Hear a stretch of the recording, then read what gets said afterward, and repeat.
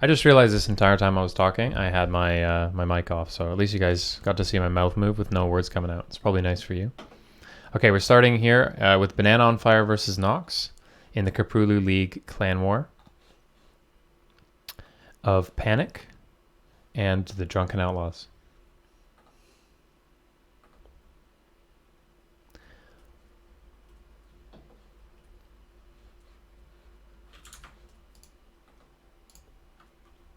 On Everdream LE. Okay, in the top right-hand corner of Everdream LE, it is the Terran player from the Drunken Outlaws. He's going to put him in a box. It is Nox. And in the bottom left-hand corner, we've got the fearsomely named Terran player from Team Panic. It is Banana on Fire. I'll have to see how these players choose to open up. They're both probably going to open up gas first. I know that is definitely the meta right now in TVT. So nothing too crazy to start off with. We'll have to see if either of them decide to go for an early expansion or if both of them decide to go for a more safe, excuse me, fast factory before expansion build.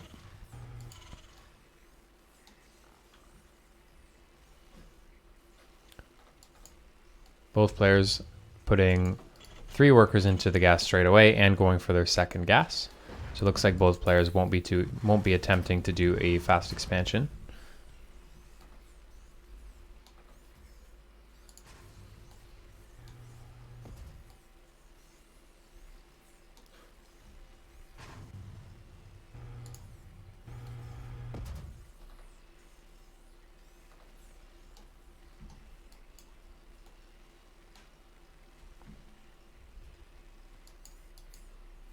Okay, the barracks are both finishing up for both players. Banana on Fire patrolling his SCV around and making a factory as soon as he can. Nox doing the same. And Nox, interestingly, leaving 3 on each gas while sending us an SCV to finish the depot here. So it looks like he's probably going to be staying on one base for just a little bit longer. He wants that extra gas. We'll have to see what he chooses to do with it. Meanwhile, Banana on Fire has decided to go take almost all of his SCVs off gas, leave only 1 in each. So it looks like he will probably be trying to do a faster expand than Nox is. So it's up to Nox to see if he can do some economic damage. And just as I say that, it looks like Nox has a little bit delayed, but he's taken his workers off the gas as well. So very similar builds, only minor differences.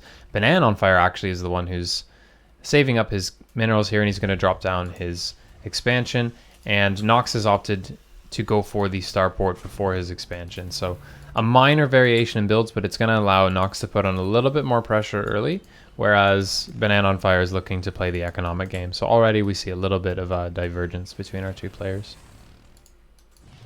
Both players posturing their Reapers and Hellions at the sort of safe zones. I like how Banana on Fire is putting his Reapers and Hellion at the top of this ramp here, whereas Nox is just putting his single Hellion and Reaper in the front of his base. It's still, there is potential here for Banana on Fire to do some damage, but now that the second Hellion has come out, it looks like Nox will be pretty safe.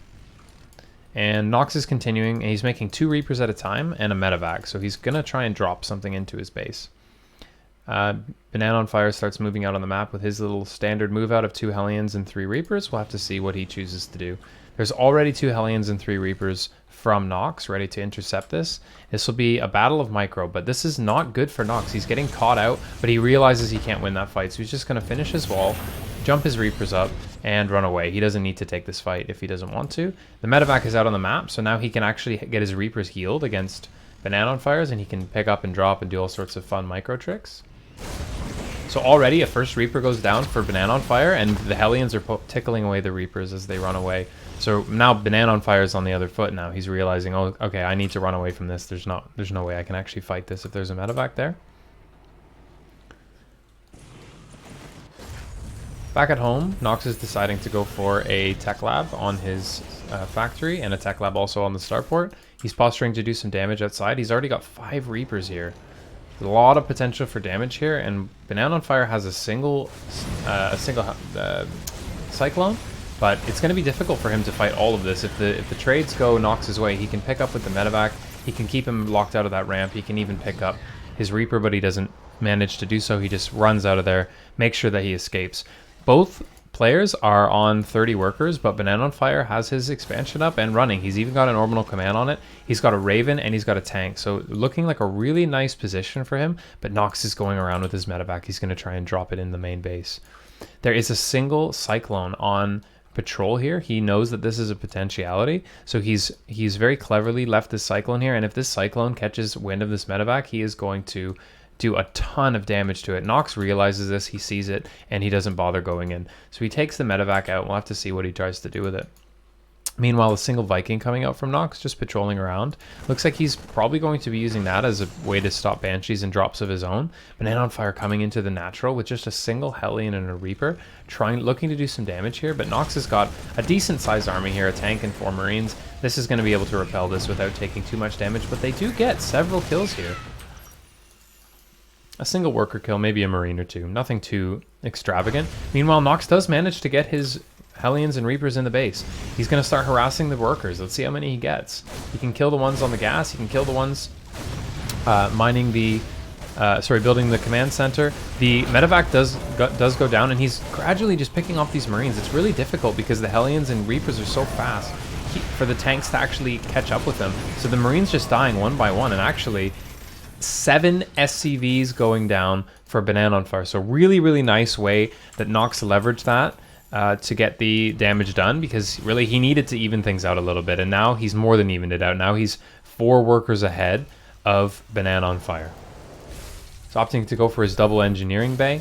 Meanwhile, Banana is deciding to go for his 3rd command center. He is also getting his engineering bays, which are just a little bit behind Nox's, but not too far. So there won't be a very large window for Nox to do damage, while Banana on Fire doesn't have his 1-1, and especially now that Nox isn't actually starting his 1-1 on time, whereas Banana on Fire is. So actually, Banana on Fire is going to have the faster upgrades. And 2 Ravens coming in from Banana on Fire, looking to drop some turrets here, some auto turrets, to see if he can do some damage. He's going to get 1 kill, maybe 2 kills. Yeah, he gets 2 kills. The Ravens from Nox are chasing him down with the single Viking, and the Marines picking away at him. He doesn't have stim yet, so he can't chase him down, but he does take a little bit of damage on those. He gets 2 kills on one and 5 kills on the other. I don't know when he got those 5 kills. It looks like he might not have pulled the SCVs fast enough, but that, just like that, a little bit more damage is done for Banana on Fire, but he's still, 5-6 workers behind.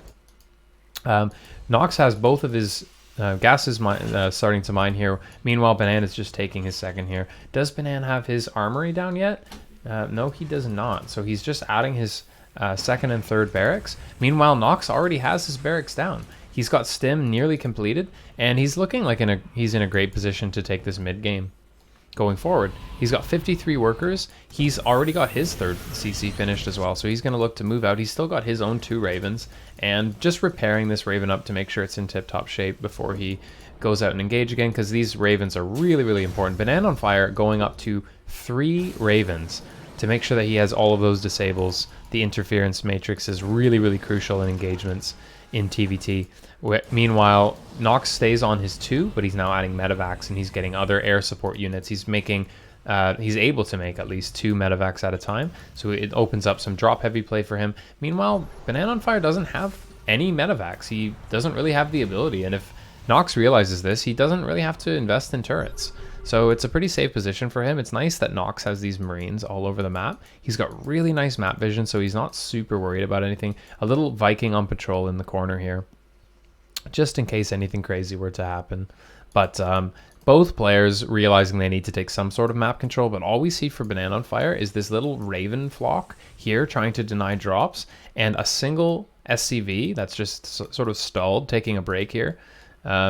By the banana stand, he's just sort of having a smoke with the single Marine guarding him, but nothing else on the map. So anything that Nox decides to do is going to become a little bit stronger if he abuses the fact that Banana doesn't have any information as to where his army is. And this is a very crucial one, because he's going to load these medevacs up and fly them out. So this is a doom drop coming from Nox, and luckily for Banana, they look like they're going in the one spot where Banana doesn't want him to go. So Banana scans and sees the 3rd of Nox is nicely saturated in mining, but he's got no units there. So he knows that his units are out on the map somewhere. He knows he's got medevacs, but he doesn't know where they are. So the 2 Ravens are going to fly in from Nox into the natural, see if they can get some damage done with their auto turrets.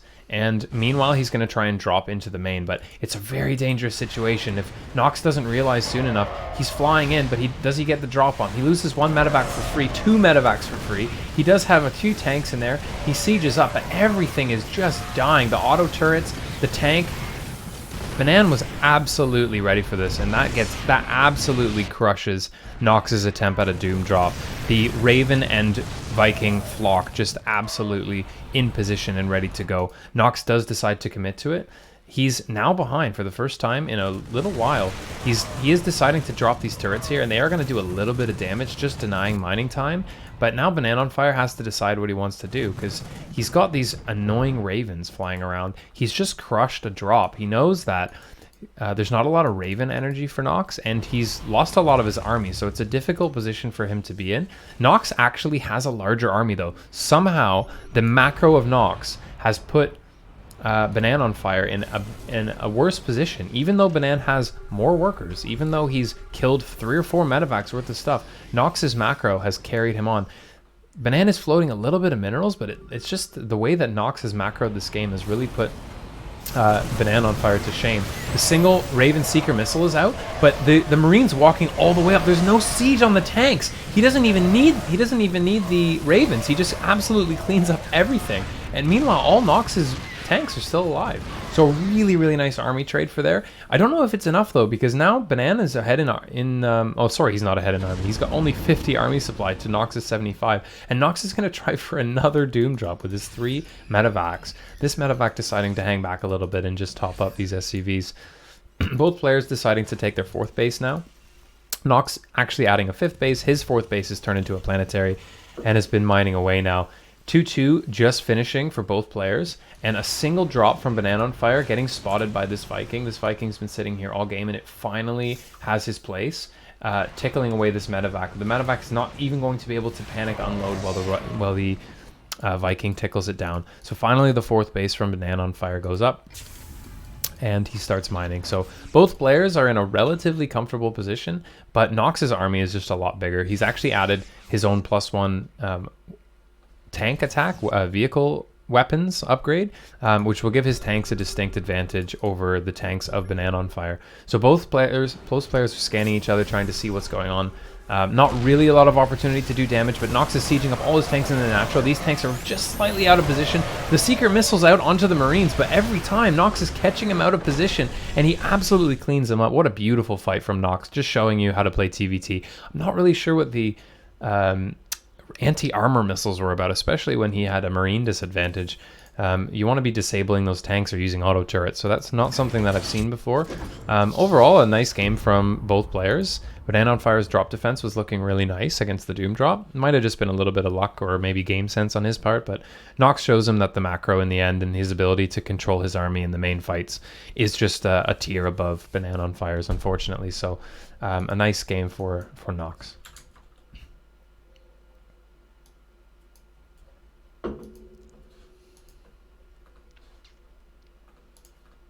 Okay, I'm going to give Ballard a call here. See if we can get him going. Hello. Hello, we are live. How are you doing? I'm good, thanks, man. Good to be on. Oh, it's good to be here. It's good to have you. Absolutely.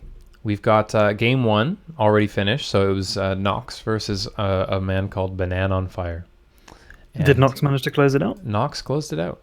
Despite losing 4 medevacs in his Doom drop, he just had a bigger army immediately afterwards because his macro is just amazing. What a god. What a god. All right, I'm going to just join this game, and then I will send you the invite to it if I can. Nice. Sounds there good. we go. Let me just jump on it.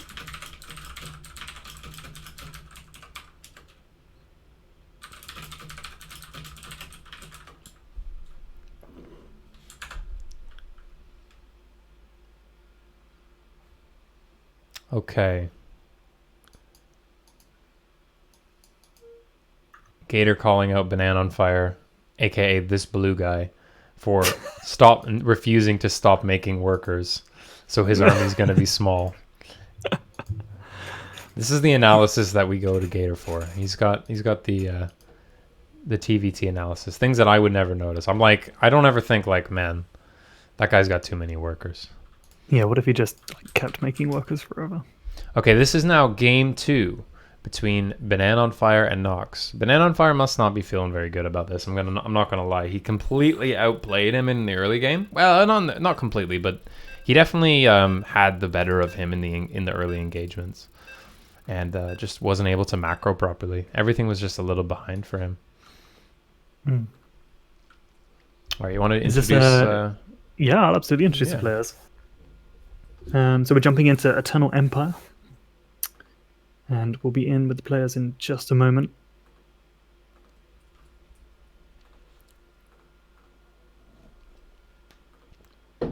Awesome. I'll make sure I'm on your view, and then I'll do the introduction. So starting down in the bottom left position, representing the Drunken Outlaws, it is Nox. And then up here in the top right-hand position, representing Panic, is Banana on Fire. I have to give credit to Banana on Fire. I really like his name. There's so many layers to that name. It's really deep. It is. Let's talk through the layers. Let's talk through the layers, Bradley. What are the layers you can think of? Well, so first of all, it's a sort of, it's not a pun. What's what I'm looking for? It's banana, right? There's a banana in there. There's a banana in there, yeah. But not a whole banana, just like the first half of a banana. Yeah, but like banana he's taken the last syllable of banana out for the purpose of getting the man on fire to sort of rhyme with that, right? Which makes me think of that Denzel Washington movie. Oh, hold on. We actually have a proxy from Nox coming out. So this one random SCV. Do you think he's just checking for proxies? This is like, this is a pretty high level move from him, I guess he realizes how much better his TVT is. He's just like, I'm not going to die to a proxy marauder. This is exactly what I would do if I were this guy. Yeah, I mean, so this is a best of 3, right? Or no? I think it's a best of 2, actually. I think each player in this league plays a best of 2, and then they might have to have an ace match in the end if they're tied. Yeah, maybe Nox just playing super safe, right? Because he knows he wants to close this out. He's got the advantage in the series. Yeah. Why not just make sure you're not going to get cheesed? Yeah, if you know that your macro is just that much better, like you leave both players to their own devices, Nox is going to win. You just know that because he's just got better macro. And also, the other thing I will say about this, to be safe against cheese and everything, differently from game 1, he's decided to go for a very fast expansion, which is something that is difficult to do in TVT because of the amount of damage you can do early on with Hellions and Reapers. But he knows that he's safe. And I mean, the first Reaper is going to be on the way across the map already. So we're going to see how he's going to hold this. He's getting that. Yeah, he's got his Reaper out at the front as well to try and fend it off. Yeah, it's a very narrow timing that you have to do damage against this. It's a big enough map that he shouldn't be in too much trouble, but really this Reaper needs to stay alive for Nox, because if Banan decides to... I'm just going to call him the Denzel from now on. If the Denzel decides to go for... CV doesn't manage to get in there. It was really close. It hung around for quite a while just with that scout. Just barely. But he sees that both players are doing a relatively fast one. He's going to know just from the timing of this that this is the standard build, right? This is what you expect everyone to do because it's safe against 3 Racks Reaper. Game paused. Oh, and we got a pause coming out from Nox. Don't know what that's for. Maybe he's got technical issues, but we'll hopefully get that resolved shortly. Yeah, I'm not... Nox isn't one to normally have issues with his internet or his PC, as far as I know. This is a great time for me to just go check the chat. Banan is better than Nox at TVT. All right. Oh, it's a bold claim. We're jumping back in there. Just a quick pause. Maybe he got distracted. Someone in the house. And Banan on Fire showing us his fury. Sorry, the Denzel showing us his absolute fury on this little place marker, the unbuildable plates at the foot of his ramp. He is not going to let those stay around and accidentally click on them in the middle of a fight. He's making sure those accidentally clicking on those has to be one of the worst feelings in StarCraft, right? It is really annoying. I do love how those have kind of evolved as part of StarCraft 2 and how the artwork for them has got like ever more like subtle. Yeah, like at this point now it's like such a small thing that you can't even tell like is that actually a thing? Like wasn't it originally like just a lowered supply depot that was neutral? Yeah. Just a gray supply depot. Yeah. So I really like the way Nox has done this. He's gone for a really fast guess a reactor. So not only is he going to hold this, because he doesn't have any... He's got one worker there. Okay, whoop-de-doo. But he's got now 4 Hellions. So now he can actually... Now he can turn this on Banan's head, and he can actually just start destroying him on the map, because he's got more Hellions, and Hellions are just a lot better than Reapers. Hellions are good. Yeah, Hellions are good against Reapers. Who would have guessed? They're just very strong units, and it's going to be up to Banana on Fire how he's going to deal with this. He's going for a very fast tank, and he's got the reactor on the barracks as well, so it looks like he's setting up for a fairly early, potentially a Raven tank push, which is a nice, safe bet early on in TVT. Those are very difficult units for you to deal with at any point in the matchup, let alone at the very beginning. He's got this Cyclone patrolling here at the back of his base. What do you think he's looking for there? Is it drops or is it Banshees? What is it scouting It's for? everything, right? Because in TVT, there's going to be a timing where there's either a Banshee or a Liberator or a medevac full of Hellions, like all sorts of things. So this is just sort of a standard thing that I see a lot of players do that just shuts down all of the above. Having a Raven there with a Cyclone means that a Banshee is just going to get shut down, which is what you want. Yeah, Cloak Banshee's going to do nothing. Yeah, which is still, doesn't cover you from everything, because, there's only a few Marines at the bottom right hand of his base, so if a Banshee came in there, that would be still pretty bad for him, but, at least he's doing something to cover his bases here. Nice little hit squad of Hellions for Nox floating around the map. What is he up to, 8 now? Yeah, 7? so. 7 Hellions? Yeah, 7. It's a nice little group. And despite the early expansion from Nox, the third is pretty much spot on in time with Banana on Fires as well. Yeah, really nice for him. So these Hellions might look like a little bit of a weird choice, especially he's even got 2 more at home. But what these allow him to do is just have map control, right? It's kind of like, if you think of these like Blink Stalkers, they kind of do the same job. They're never going to get caught. They can always just sort of dip in and do damage. They're kind of like Zerglings almost. They can just, if Banana on Fire does decide to move out at any time, if Nox realizes it, because he's got this one Hellion on the watchtower, if he realizes it, he can just slip in and he can do some damage with the Hellions. So not really meant to be direct fighting units, just map control. He's even got more. Look how many he's got. He has 12 now? 14. He has 14 Hellions now. This is the most Hellions I've ever seen. Ever. Just ever. Just I've never seen. Definitely in a TVT. Definitely tonight, this is the most I've seen. I mean, what's the objective here? Are you going to turn them all into Hellbats and go melt things, or is this just harassing? I mean, I think the key with these is going to be just whittling down that army when it moves across the map, or harassing. They're a fast unit, so you can do a lot with them. You don't have to think of them as like, they're going to get hit by a Viking, but it's not enough to kill it. Yeah, one Viking is just a little bit too slow. He's going to disable? He's going to use disables on the Ravens, so that this is Raven versus Raven? This is a very bizarre exchange. I'm not really sure what the objective is here. So they're going to drop auto turrets? Yeah. Nox really wanting to make sure he gets the damage on those, but they're going to escape. Auto turrets killing auto turrets at this point. Yeah, well that auto turret killed a Hellion and got damage on the other one, so a little bit sloppy from Nox. He doesn't need to be fighting auto turrets in the middle of nowhere. It's like Vietnam, where they're fighting over a hill that meant nothing strategically just because they could. And the hill was free energy. Free energy. Yeah, it's even worse than that. It's not even like a real hill. It's going to go away in 30 seconds. All the hill was piece of ground. Yeah, exactly. All that hill was just a bunch of bananas. But they were on fire. But they were on fire. Yeah. They were going to burn away anyway in time. So really, there's no point. I like the proxy supply depot from Banana on Fire. The scouting supply depot. It's bold play. Oh, so I'm pretty stupid. So the reason why he went for so many Hellions is because he's going mech. I mean, I probably should have said that earlier, but yeah, this is sort of the idea, right? He's going full mech. He's going to get lots of tanks. The Hellions are his way of dealing with Marines if they get up close. Blue Flame is almost done.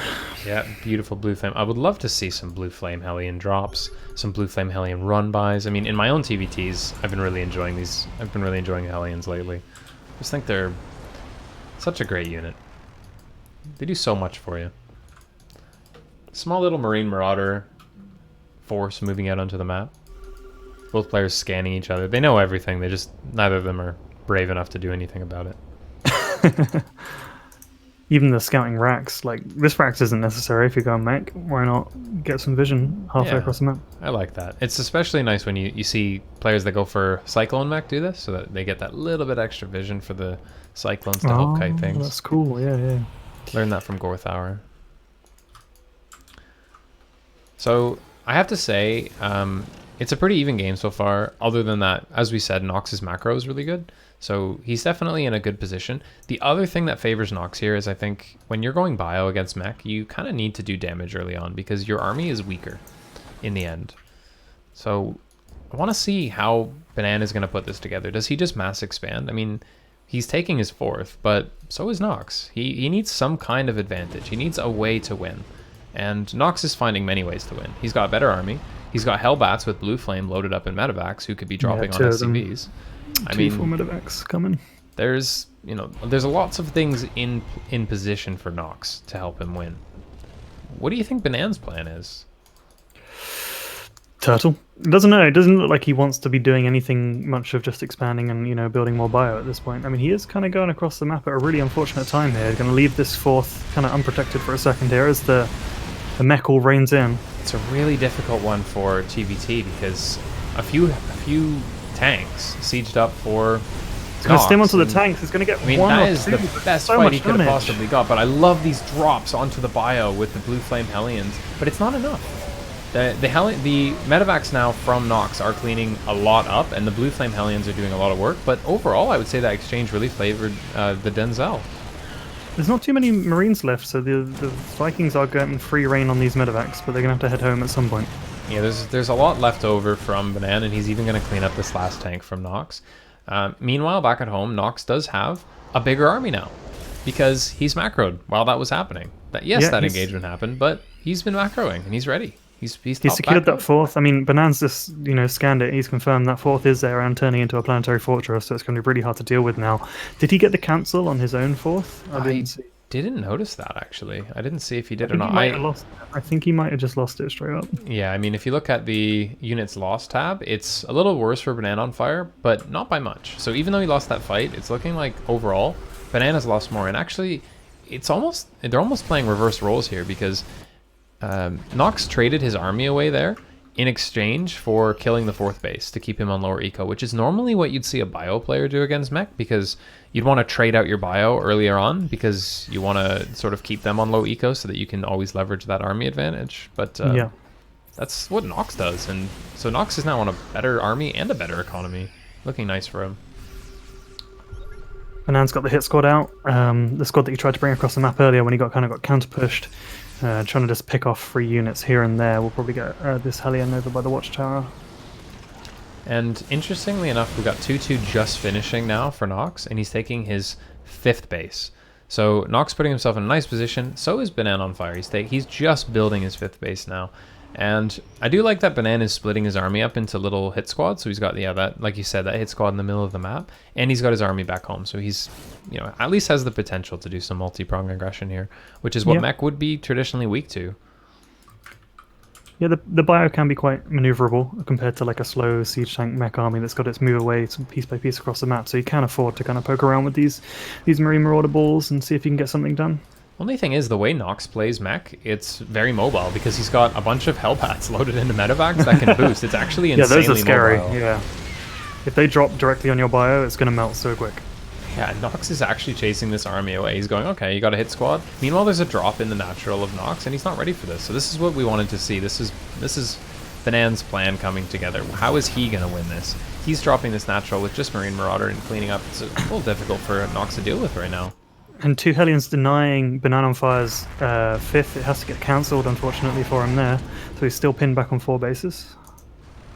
So Nox deciding, okay, I'm safe at home now. Now it's time for me to have a turn at attacking, and let's see what you can do about it. So I've got a lot of tanks, and I've got Hellbats. I'm going to drop them on your army. Let's see how it goes. None of the tanks are sieged up. If he just stims forward, he's going to get so many kills while they siege. Oh, but it's too late, I think. It's a little bit too late. Yeah, I think he needed to stim forward a lot quicker than that, and he could have taken them. I mean, it's not going to be able to clean it up. Again, a fairly I mean, this is not even, actually. I was going to say it's an even trade, but actually this is looking really good for Nox. He's even having to get him to lift these starports out and get him out of there. This 5th base here was probably going to be a planetary or maybe a second planetary, maybe an orbital command. It's going to have to be the 5th base now. Yeah. It's looking dangerous. The reinforcements from Nox slowly making their way across to kind of carry on this push. He does have quite a big supply advantage at this point. Yeah, I mean, there was a bad fight for Banana on Fire, plus the insane macro of Nox is just absolutely crushing any chance that Banana has. The tanks are all sieging up his last hope, this last base. It's a GG. It's over. Yeah, it had to be a GG at that point. Yeah. Well played by Nox, though. Cleaning out 2-0. I've never really seen that before. I really like how you deal with the mobility issues of your mech army by just putting everything in a medevac. Yeah. Why it say 04 Banana? Oh, I must have hit the wrong button, boys. I'm sorry. Oh, it does say 04. I'll fix it. No problem. No problem. I must have hit buttons. I must have hit hotkeys. Like, you know when you're playing, you hit like control 1, 2, 3, 4 You're and just, stuff? yeah, trying to build workers or something. Yeah, I accidentally... accidentally did the wrong thing. Banana's plan coming to... I just can't help it. I just want to hit buttons. Yeah, it's hard to, be in a Starcraft game and be passive. Okay, at my own peril, I'm going to switch to the different scene here where we can chat while we wait for the next game. Although I'm always terrified to do this because I always forget to switch it back. Okay, so, I'll remind you. I'm pretty good at remembering. Very interesting game. Oh, I also want to show. I want to flex my my beer on everyone. Oh man, what? Where's my beer? Got a nice old speckled hen. I sent you one. Didn't you get that? It must have got lost in the post. Coronavirus, something. You can't. Only the essential workers, man. You better send another one just in case. Okay, but just in case. Just a whole crate. All right, let's make sure we get you in this game. Yes, I should actually tab into the game. Okay, apparently we're looking for our player. So, yeah, interesting game so far. We'll have to see who they put out. I know, let's see, it's Martooth, apparently? Martooth, another Terran by the looks of it. Yeah, let's have a look. 4/6 Terran, so a little bit stronger. And we are putting up, let me have a look at our roster here. We have a list somewhere. You have all the information, and I'm flying blind here. Nox, Gorthauer, Countess, and me apparently, but I'm casting, so I think I'm just there because I'm casting. So yeah. Hopefully we're putting out Countess. I'm not too sure. It's either Gorthauer or Countess, and honestly, I really hope we put out Countess here. Countess is a really strong PvT player, and Gorth not so great on the TvT. I mean, I know he's a Masters 1 Terran, so he's good. But yeah. TvT is not traditionally his best matchup, so I would like to see him. If anyone's going to lose that, if Gorthauer is going to lose to anyone who's 4/6, it's going to be a Terran, right? Yeah, that definitely makes sense.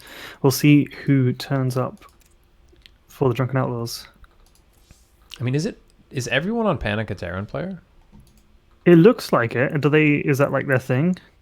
I don't know. I didn't think that. I didn't think so. Maybe they just love Terrans. They just love being the scrappy underdogs. Looks like it will be Gorth.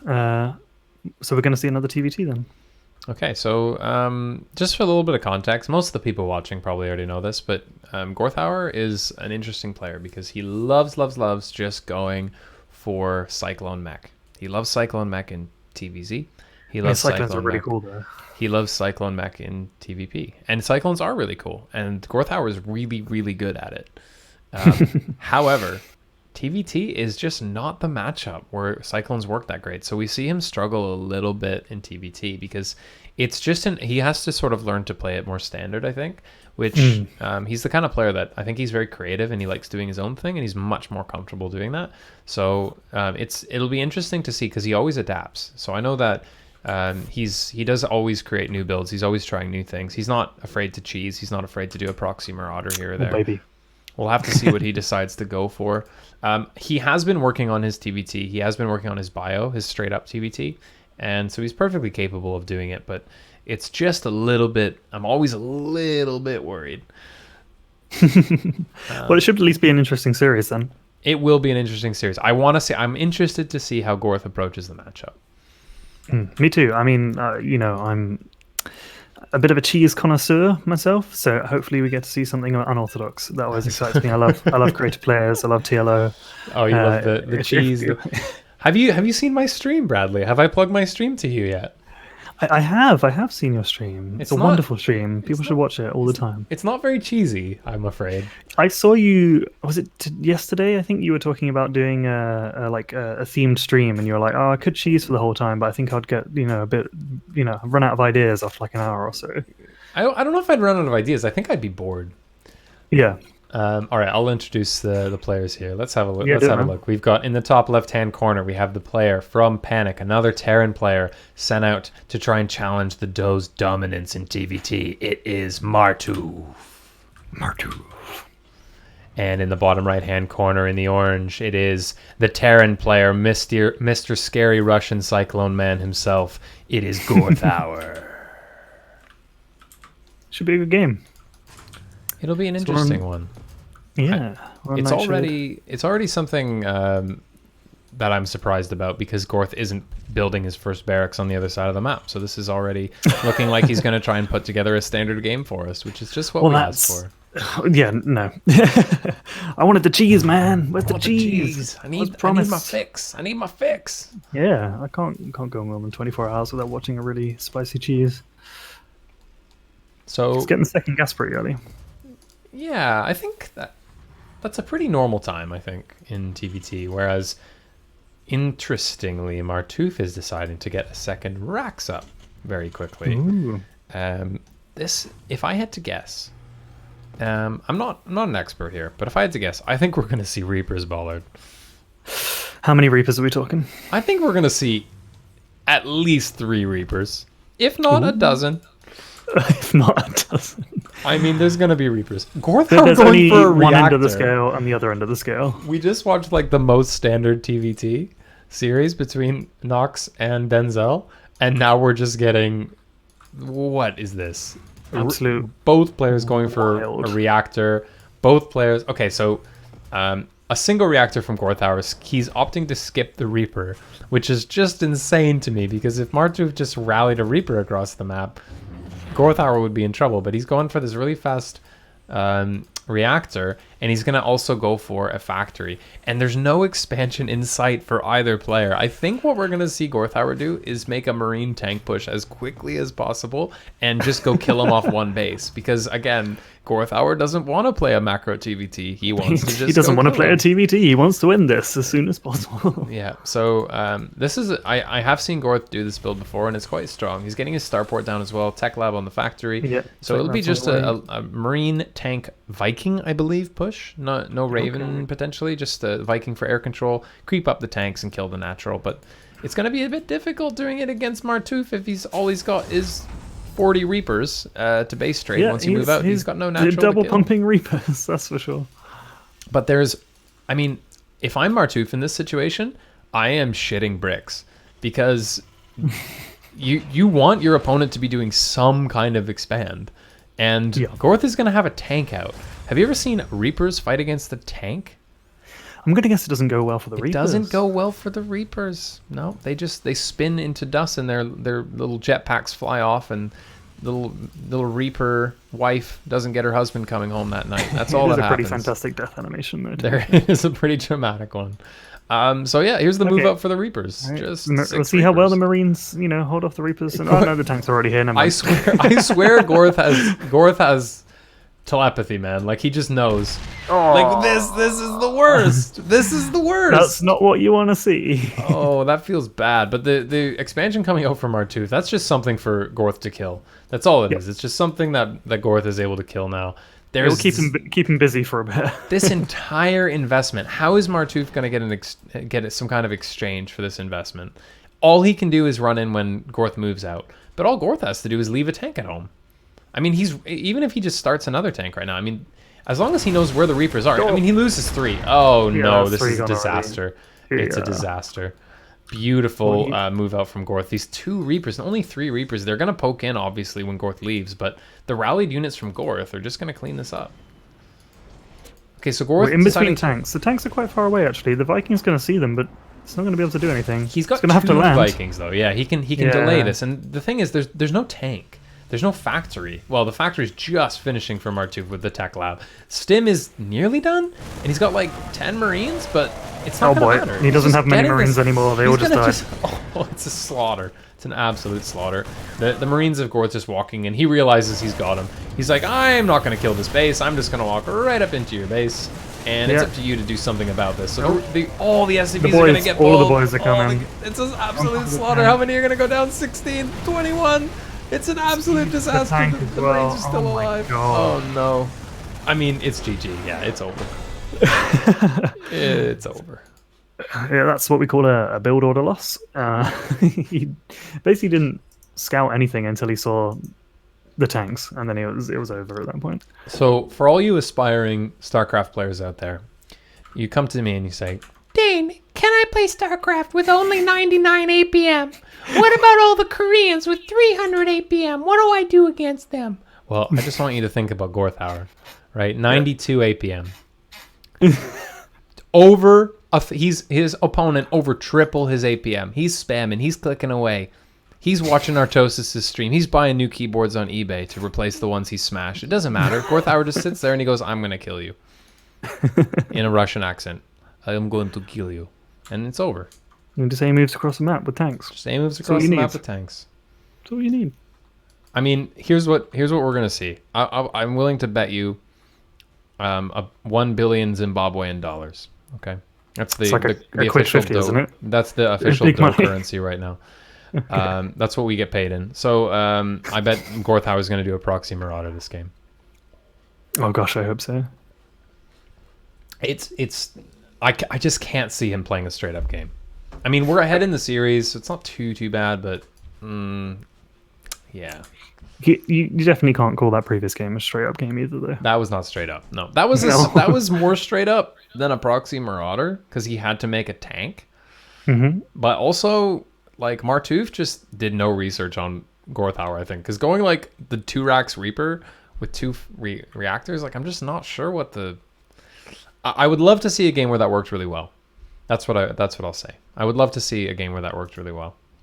I mean, you're right. Yeah, if he had expanded, if he hadn't committed as hard to units, he might have done a lot more. You just delay your factory so long with that build, though. It opens you up to so many things. Like, imagine if Gorth was going for a proxy Banshee. Imagine if he was going for just a normal Banshee, which is normally hits at the time that Gorthauer's push hits. You've got no detection. You've got no anti-air. You've got nothing. It's just, to be honest, it just seems like a bit of a meme build. I mean, he gave it a go. Good on him. Mm-hmm. But I don't think we'll be seeing that in the GSL anytime soon.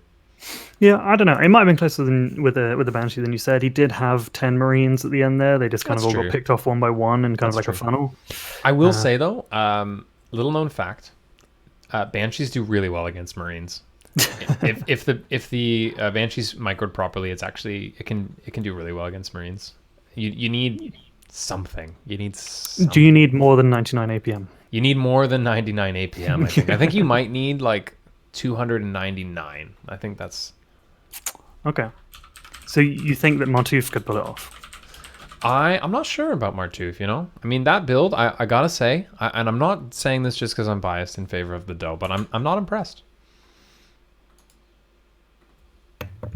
Well, we'll see if he's got any more tricks up his sleeve as we head on into Game 2 on Golden Wall. It's gonna be his chance for redemption. I'm sure he's got more to show us than that. I think that was a very specific build that he chose based on whatever intel, whatever it's worked in him. It's not going to work on Gorthauer. Gorthauer is not going to build a second base in TVT, mate. So you just need to figure out a way to survive the initial onslaught. Do you think that Panic are trying to rattle Gorth by calling him Goth in the chat? Do you think Are that they was calling him intentional? Goth? Yeah. Who's calling him Goth? I don't know, one of the Johnny, Oh, someone. that's BM. disrespectful. That's Disrespectful. You know how Yeah. the Russians feel about Goths? No, I do not actually. Neither do I, but I mean, I'm just assuming. It's probably that not great. It's not great. All right. How about I get Martuf and you get Gorth? All right, We'll let's split do it up. All right. On the far bottom right-hand side of Golden Wall LE, he is down 0-1 in this series. It is Martouf. And over here on the bottom left-hand side of Golden Wall, in the orange trunks, up 1-0, it is Gorthar. Gorthar. It's a very let me- metal name. We're Appropriate. 3-0 right now, I think, and it is a not a best of anything. So we're just a clan Just war. gonna keep going. Just going, yeah. Just, I've actually fixed I the think scores. it's Learn how time to for do that this week. DOH to make a statement, I think, and really put their name on the map. It would be nice for us to have our own spray. That's what we need. Then we could really put our name on the map. Literally, quite literally. Okay, so pretty fast SCV coming out from Gorthauer. He is opting to go for the double gas. He is sending this SCV across the map. Meanwhile, Martouf also taking his second gas and also sending an SCV across. A little bit later than Gorth, but They're gonna bump. Are they gonna kiss? high five, high five. No, Oh, they didn't. not Oh, quite. it's Where's he disappointing. going? Where's he going? He was not going to the enemy base. He was scouting for proxies, I think. Yeah, he's done his research, I think. He's done his research. What is It is- Gorth it is gonna go known. for here? What is he gonna go for? His factory needs to be going down. I mean, at some point in the near future. There it is. Okay, just a little bit later than Martouf's.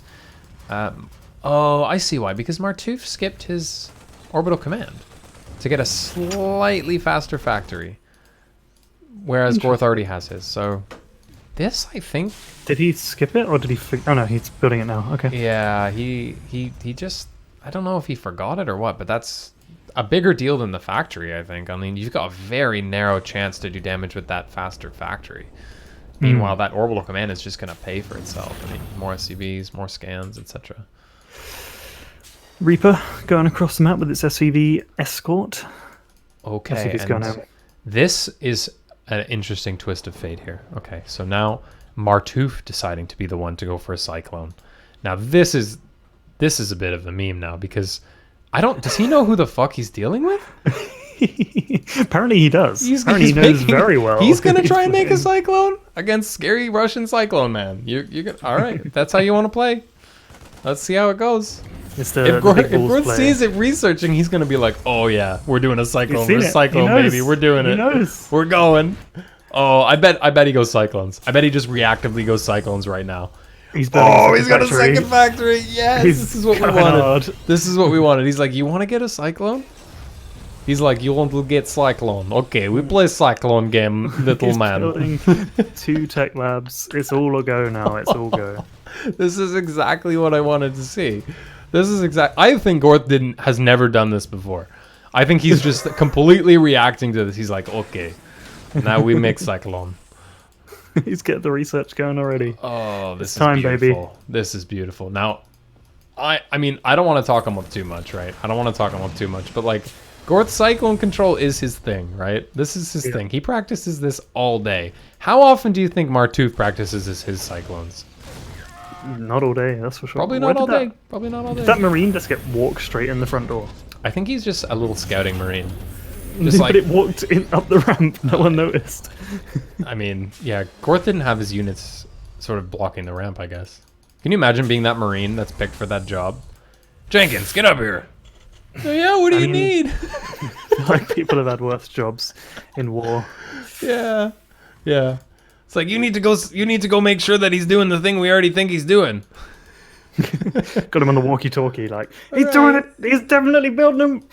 Is it a suicide mission? It's like, well, I mean, No, there'll be a medevac right in to collect you. yeah, we'll be collecting you. Don't worry. Yeah, we've got you. We would. What, you think we would just send you to We don't die, even Jenkins? have a starport, boss. How is we gonna have a medevac? No, we'll get you. We'll get you totally. And then he like turns. He like covers his face. He turns to the general beside him. He's like, gives him the like, no way. Oh boy. Well, the cyclones are on the way, and they're being double pumped. So, you know, that's happening. Yeah, it's full on cyclone versus cyclone, but a little bit of a stylistic difference from Gorth. I mean, he has played this before. As much as I meme, he's going for he's got a tank out, which is going to really give him a zone where the cyclones don't do much. But he is still pumping 2 cyclones at a time, and he's got his second base finished up. Oh, needing to use a supply drop, not what you want to see, but not the end of the world. I see Raza drop supply drops all the time. He told me it's not. He told me it's not a big deal. It's fine. So I do it all the time. I mean, the amount of scans that get blown in the late game anyway. What's one supply drop?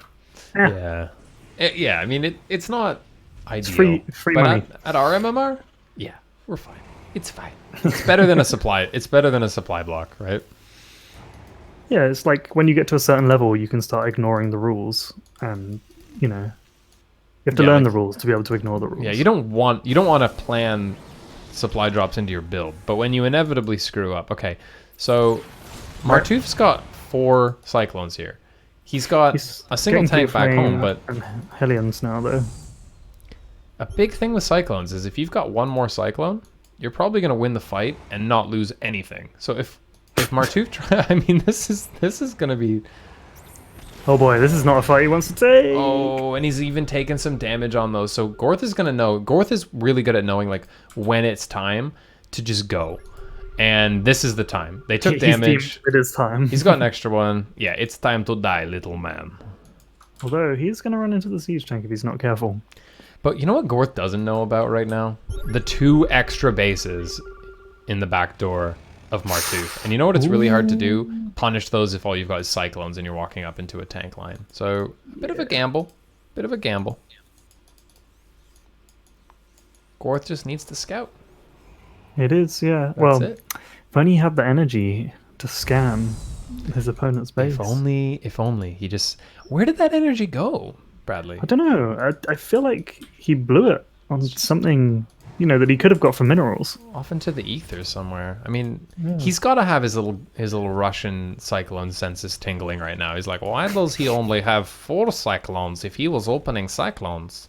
Like, he should have more. Oh, look, he's going to start mining out these minerals in the middle. That's a bit cheeky. That's what we like to see. Yeah, so that's gonna allow him to move his cyclones out onto the map and maybe get a free base or 2. So he can't let these live. His 3rd base is building, but like he's behind a lot of workers now, and nothing's happened in this game. Not the worst position, but he has no reason to believe these bases are here, right? He's just. I think he just knows that there's no play that Martouf could be making off of 1 base right now. Yeah. Like off of 2 bases. Sorry, like there's got to be something happening. So he's just. Good gonna lord, get they kill bases quickly. Yeah, they melt them. They absolutely they ignore armor, I think, because they're a spell.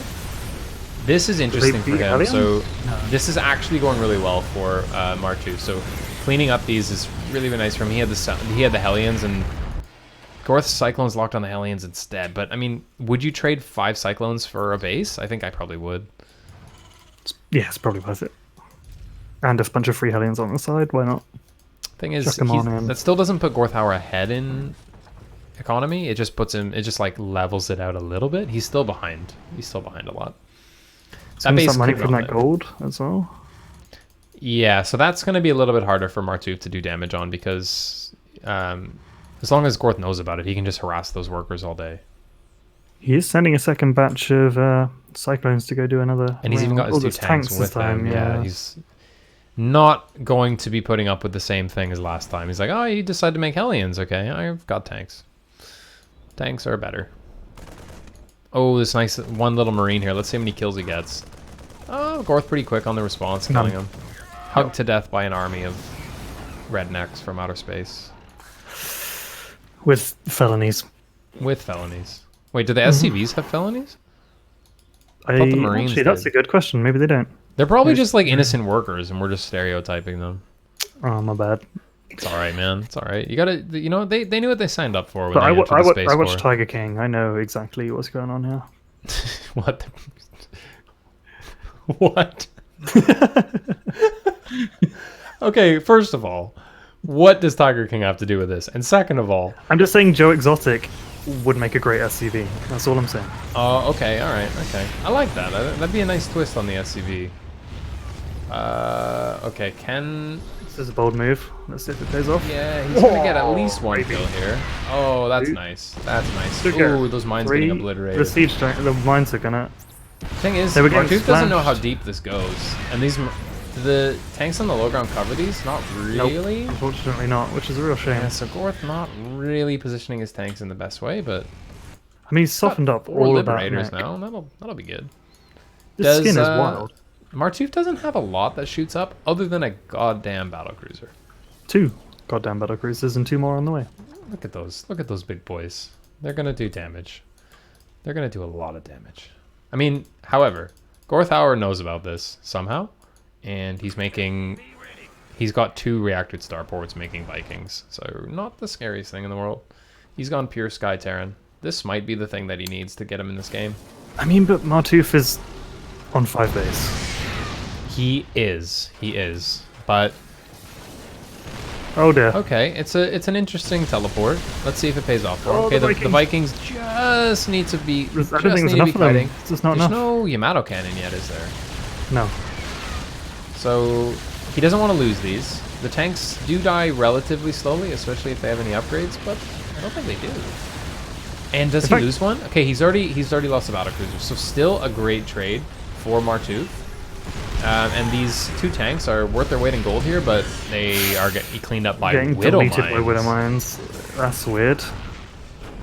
They just absorb so much damage. Okay, so these Oh, the mine's gonna Vikings burn. these Vikings need to stay alive and in the air. That's what they need to do right now. I like that Gorth is just relentlessly pressuring this base though. He can't let this base get up, right? He's only just got his 3rd base up. He needs to use his energy, to be honest. I think Gorth has a thing of saving his energy so that he can use scans for the cyclones, but he doesn't got any cyclones. He needs the money. The upgrades are looking pretty shifty for Goth. Yeah, I don't think he really worries about upgrades because again, if he's in scary cyclone mech mode, you don't need attack upgrades because they have do a too spell. much damage already. No, they do a spell, so the spell doesn't benefit from attack upgrades. And if the enemy is going cyclones, then they don't benefit from them either. So you don't need to worry about armor. So Gorth just, I think when he plays cyclone, he just ignores upgrades mostly, except for maybe armor versus Protoss and Terran. But yeah, and he knows he's behind as well, so he needs to do damage. But Martuf is just expanding everywhere. 6 bases, not really under much pressure. He's going to start running away with this game. I mean, he's not got that many more workers than Goth, though. Don't know what he's mining from all these 6 bases with. Well, it's going to be gas, right? I mean, he already has as many workers as he wants, maybe even a few too many. So because he's got enough mules to mine the minerals, right? He's just gonna have way more gas than Gorth does. Gorth himself, though, taking an extra 2 bases here, so not gonna be too bad for him. And if he keeps his worker count a little bit lower, he'll have a slightly bigger army, which will be nice for him. Once they max out, if he's got a max army that's better than his max army, it'll be pretty good for him still.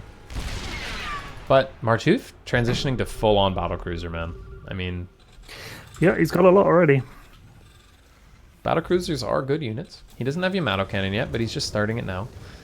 Gorth needs to realize this. Has Gorth seen how many battlecruisers? I don't think so. He saw like 3. So, as far as I know, Cyclones are pretty good against battlecruisers.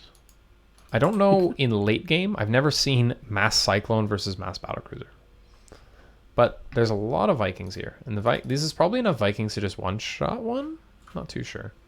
Well, we're going That to would find out be- shortly, I think. That would be pretty scary for him. The turrets there doing their job. I like this single Viking landing, trying to get some damage done, but the tank is just... The siege tank is Oh, it's slightly out of range. just out That's of so range. frustrating. Yeah, he's got to move it slightly up, but he just moves it up slightly and it's over. Yeah, immediately just gets deleted. There's a nice little drop there. Denied mining for a bit. Killed a SCV or 2. Small little run by coming from Martuf with 3 little Hellions just to see what he can do. This has the potential to do a lot of damage. Gorth is not in position to do Are those the it. battle cruisers? Those are the battle cruisers. Yeah. And they're coming to destroy. They did not come to play. Okay, so we get some lock-ons from the Cyclones. They're gonna kite them along. A lot of micro for Gorthauer in this situation. Only 2 of them are locked on currently. Oh, and it got he away. barely It's still saves alive. it. How many health? 3 health? That's nuts. Is that even legal? That's incredible. That is nuts that got away. Lost Un- 23 workers as well. That's really Unlucky. savage. Yeah, another again though, if Gorth just makes...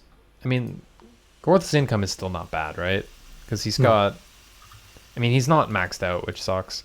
But he's still got a decent amount of workers and he's got lots of orbitals. So as long as he uses his scans, which he is now... Or sorry, uses his mules. he won't be in too bad a spot. Oh, but the Thors are just gonna massacre him. Yeah, Thor Battlecruiser is not a comp that you want to have to try and deal with. I mean, you know what deals with Thor Battlecruiser pretty well, I think? Is it Thor Battlecruiser? I was going to say Mass Cyclone. I think Yeah, Martouf true. is just... I mean, he's just giving him a chance, right? He's like, I'm going to make units that your signature thing is actually quite good against. The Fusion Core is going down for Gorth though, so it seems like he wants his own DCs, maybe? Okay, there's one. Oh, you know what I really like? I like that Gorth stops kiting when the Yamatos start going off, because he knows that he's going to get an extra volley off that way. Yamato doesn't do splash, right? It's just No, direct no, damage. it's just a single unit. Basically just deletes a single unit. Yeah. But I mean, when you've got that many numbers, of Vikings compared to your BCs, it's not necessarily a great trade. No. No, if you can...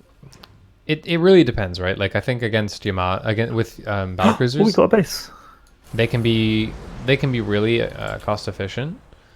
But the issue is that if you're making 10 Vikings at a time, you can replenish them faster than they can replenish the battlecruisers. That's true. I think that's sort of the angle that you go for. It's kind of like bio versus mech. You trade inefficiently, but as long as you're trading, you have a better economy, you'll just refill faster. Cool. This has been a really enjoyable game. We're heading into nearly 20 minutes of awesome StarCraft 2 TVT action. Yeah, I can't get enough of battlecruiser versus Viking exchanges, It's just what I live for when I get up in the morning. It keeps you awake at night, actually. Keeps me just awake at thinking night. I how think awesome about it. they are. I'm Yeah. like, who would win? 40 battlecruisers? Or 7,000 Vikings. Is there a point where the Vikings just can't ever win? I like this little Cyclone hit squad from Gorth. He's like, all right, I've asserted my Cyclone dominance. Oh, no, they're in the right place. Go back. Yes. Here they come. Yeah, but if he Yamatos them, it's just too much. Yeah, there's kinda- like a 1-to-1 ratio at the moment. It's not great. Yeah, but I mean, again, It got away again. How much health is this time? so I'm not sure when this happened, but where'd they even teleport to? I can't find them. Top right, I believe. Yeah, right yeah. in the... Oh, no, So one of them survived. The lowest one was 37 health, which is like a more normal number. 3 health. What's with these SUVs up in the top right-hand corner of the map? It's been bothering me for a while. That's a union. That's a union meeting they're having. They're on strike. Yeah, they're on strike. Gorth They're was also just like, get back really to work. dead. He's the boss. He's like, get back. Oh, to was work. he trying to... Oh no, they're Martouf's SUVs. I thought they were Gorth's SUVs. Yeah, no, they're Martouf. So even though Martouf has way too many bases, now they're even on workers, and Martouf's got a bigger army. But I don't know. I kind of like the mix that Gorth is going for. It's impressive. Martouf has been mining more all game, and has been building more expensive units. And yet Gorth has somehow lost way more resources, and yet is still kind of even in this game. Yeah, he's definitely not trading the most efficiently. But Martouf is, even though he's got all these bases, like you said, there's diminishing returns on bases, right?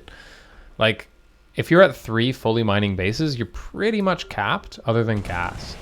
And adding more bases on top of that, like, you kind of just reach this point where what's even the point anymore of having, you could have 50 bases. You're not going to mine from all of them. You don't have enough workers to do that. This is a scary looking push coming across here from Gorthal. Yeah, a single Liberator trying to The spice Liberator's things up managed a little bit. managed to get down. It's going to kill some Thors. Oh, is that how many That's Thors is it deleting gonna get? Thors. That's absolutely insane Wow. how much damage those do. And a single This is a fight he battlecruiser can going take. down. He's killing these as well. Yeah, it's really difficult though because if those Thors getting 1 or 2 splash volleys off could wipe out this entire Viking pack. It's Yeah, very he needs to split the Vikings. It's I think. very tricky for Gorth here, but the supplies have evened out now, and one by one the battlecruisers are getting deleted. One He's by going to take one. so long to rebuild. These Oh, Vikings just clump up for the Look how low Thors. all the Vikings are. They're 2 No, volleys it's away really from just difficult. disappearing. Oh, but look at the Thors actually going down now. It's really difficult for him. So every time, he might just lose like 10 Vikings in a volley. Oh, just like that. It's heartbreaking to watch, and they're all so low. I mean, I'd like to see him bring some SCVs to repair this, to be honest. He cannot he fly needs into another something. volley. He'll lose all of them. Yeah, he can't. You got to pull back? Alright, very nice micro from Gorth. Yeah, good micro here. I would like to see him just spread his Vikings way out. Oh, but look at, he's just... Oh, there he goes. He brings some SCVs in to repair the Vikings. They need to be able to take another volley or two. Okay, so he's going to try and Yamato them. Yeah, but you know what? No matter how low they are, they still just die to a Yamato, so it actually doesn't make a difference. As long as he's trading relatively evenly, it's nice. It's mostly just so they can tank more Thor volleys, right? Yeah, exactly. Because if they're all this low, at some point they're all just going to disappear in one volley. So, Martuf deciding, you know what? Peace, I'm out of here. I'm going to go teleport my battlecruisers, even the one that's got 40 health, into Gorth's main base. But you know what's going to kill these? Just the rallied Vikings. I mean, or the Vikings can come back. I mean, he's used his TP. There's no... I mean... Yeah, they're stuck there now. They're going down. If he focuses the low health one, it'd be pretty nice. I think he's just A-moved it because he's focused on the push at the front, right? So he's gradually wiping him down there. Really nice wiping out from Gorth there. This tank push now. Now the situation's changed, right? Now it's, I've got air control. You've just thrown away all your battlecruisers, and I've got a bunch of tanks, and all you've got is Thors. What are you going to do about it? Mr. 10 bases? That's just more bases for me to kill. He's losing a lot of SCVs. I don't know where. In the top left, I think there's been a big drop. Oh yeah, the more battlecruisers. Again, though, if they've used their TP to get there, which I think they have, they're just going to die. Gorth doesn't care that much about this base. It's... I mean, he's got lots. He's got no teleport left, so these are all going to die. And then he's got no air control. So now the tank push is just going to clean up. I don't know if I like this trade. Yeah, you got a lot of workers, but like... I don't know. The army supply, like, obviously the actual supplies are pretty close, but he just lost a bunch of workers, and the army supply is kind of barreling out of control for Gorth versus Martuf, because Martuf can't rebuild these expensive units. Like, he's building 2 Thors at a time, but that's it. These Thors just wiping out these Vikings, but they're not clumped this time, so they don't take a ton of splash damage. You actually need to do this crazy thing that I've never seen. You need to magic box these Vikings. That's what you need to do.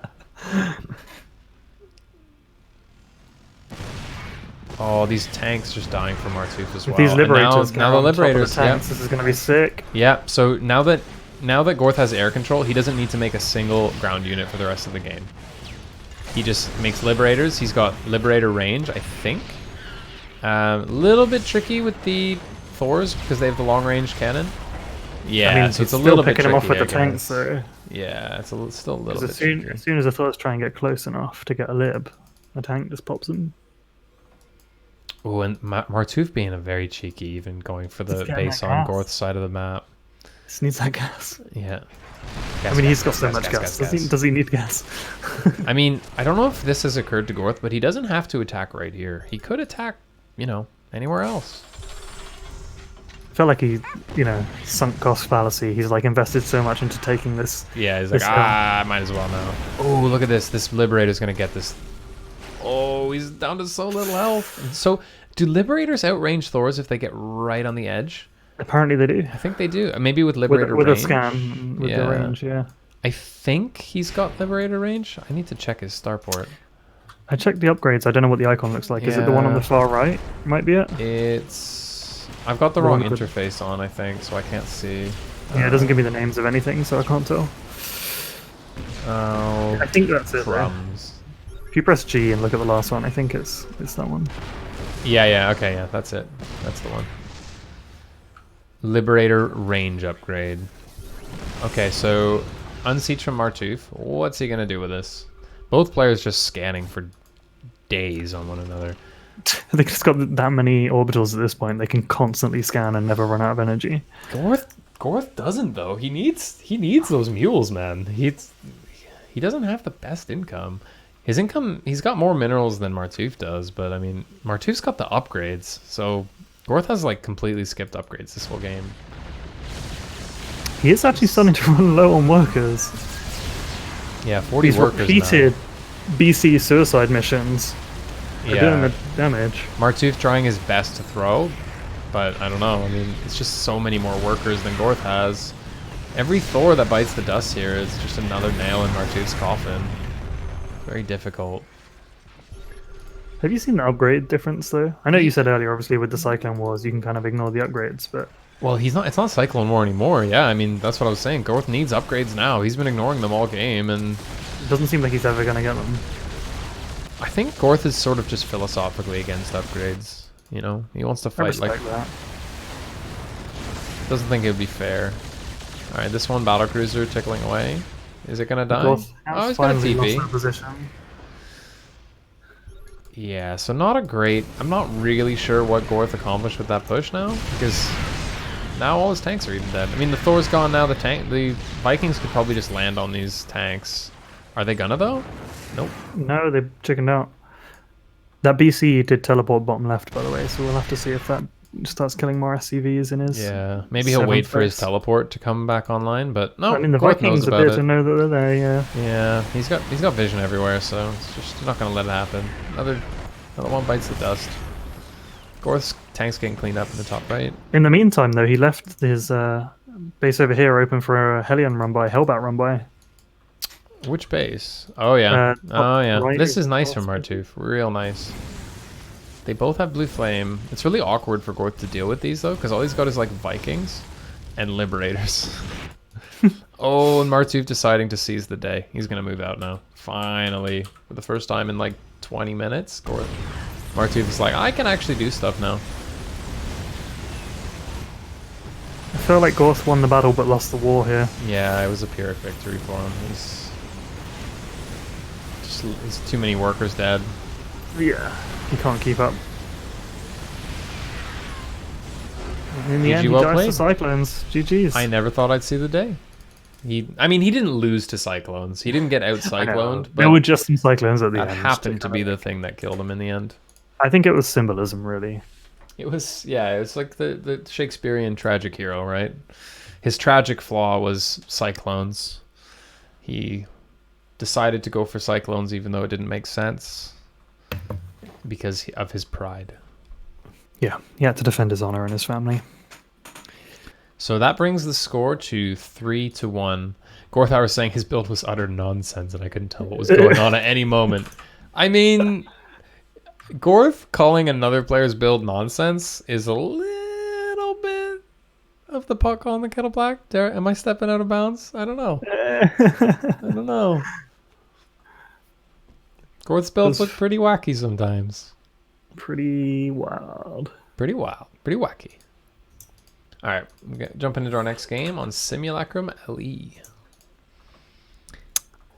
So are we going to see Countess now? Do you think? I reckon we will. Because Awesome I don't think... Loblix is quite a strong player, but I think he's just organizing the games. Oh, okay.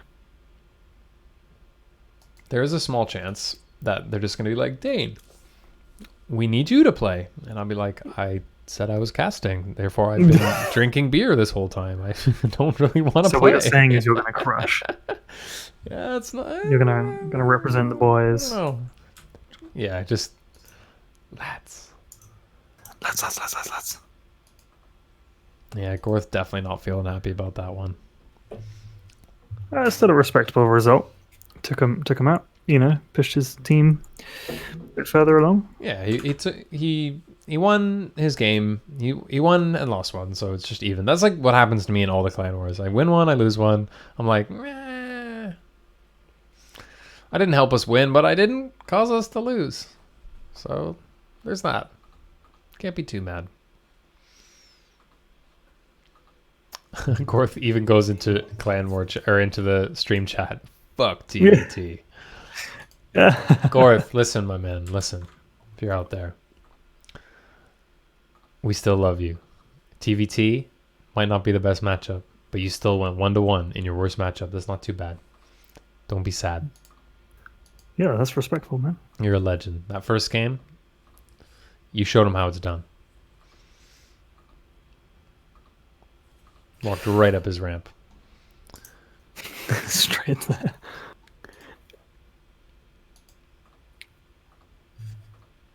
Okay.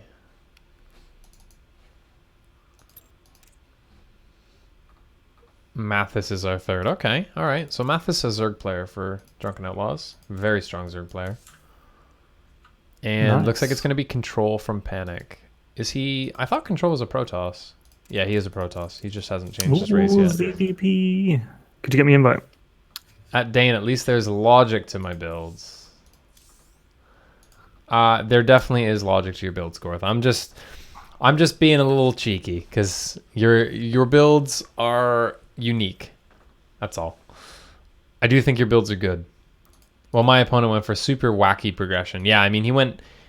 How did he even start that game? I don't even remember. But it went right into Cyclones after the like Reaper phase, really early. Yeah, BCs.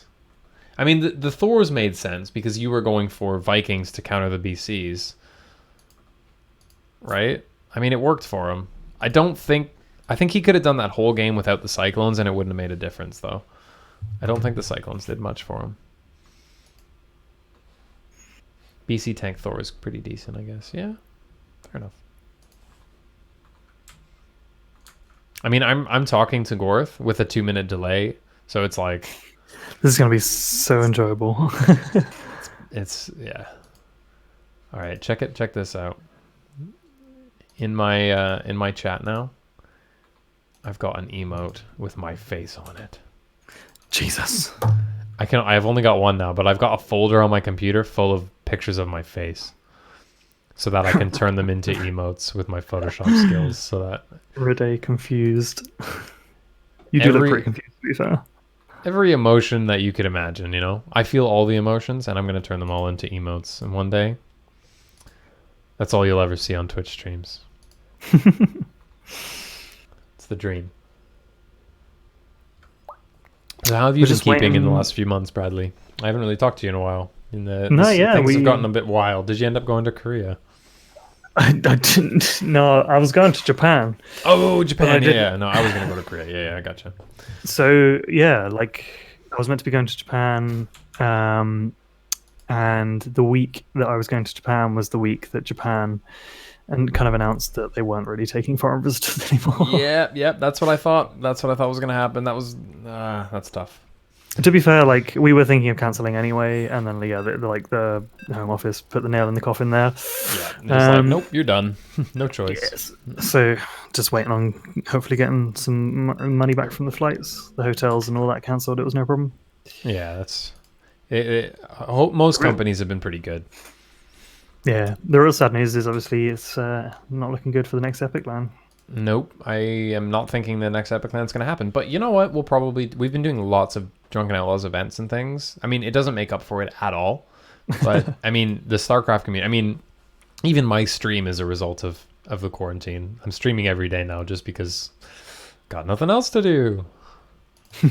Might as well. I mean, it's a good way to be social. Yeah. Keep people entertained during the quarantine. All of that. Yeah, exactly. Do you want to introduce players? Sure. All right. In the top left-hand corner of Simulacrum Ellie, it is the Protoss player from Team Panic. In the purple, it is Control. I'm just really excited to see a race that isn't Terran.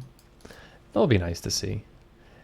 Speaking of races that aren't Terran, in the bottom right-hand corner of Simulacrum Ellie, it is the Zerg player for the Drunken Outlaws. In the blue, it is Mathis.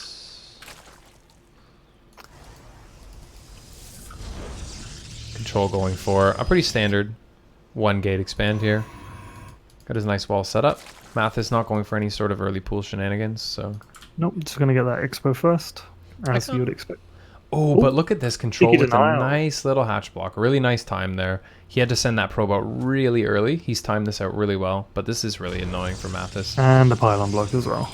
So this is... Okay, so the pylon block I don't like as much because it does the same thing that the probe did, except it costs money. So this is going to just delay Control a little bit, whereas Mathis can just take his third right here, no problem. So if he lets this pylon finish, I'd be surprised. No, he cancels it at the last second, so only losing 25 minerals for that. Will Mathis take the natural immediately as well, or wait a bit longer for that? Yeah, so he'll probably take that after he gets a couple of queens started. Okay. you can't really afford that if you're also going for speed, Zergling speed early on. So you got to be wait a little bit for that. So this does, I mean, I hope this has a reason for control, because if you go for like certain, so the first thing you want to do is pressure the third base from the Zerg player, right? So this is going to mean that it's less likely that his bases are connected with creep, because it's a longer distance. So you can abuse the distance between these bases a little bit if you go for an early adept attack. But again, after like 2 or 3 minutes, everything kind of evens out. So not really too scared for either player this time. I think it's a pretty sort of like normal opening.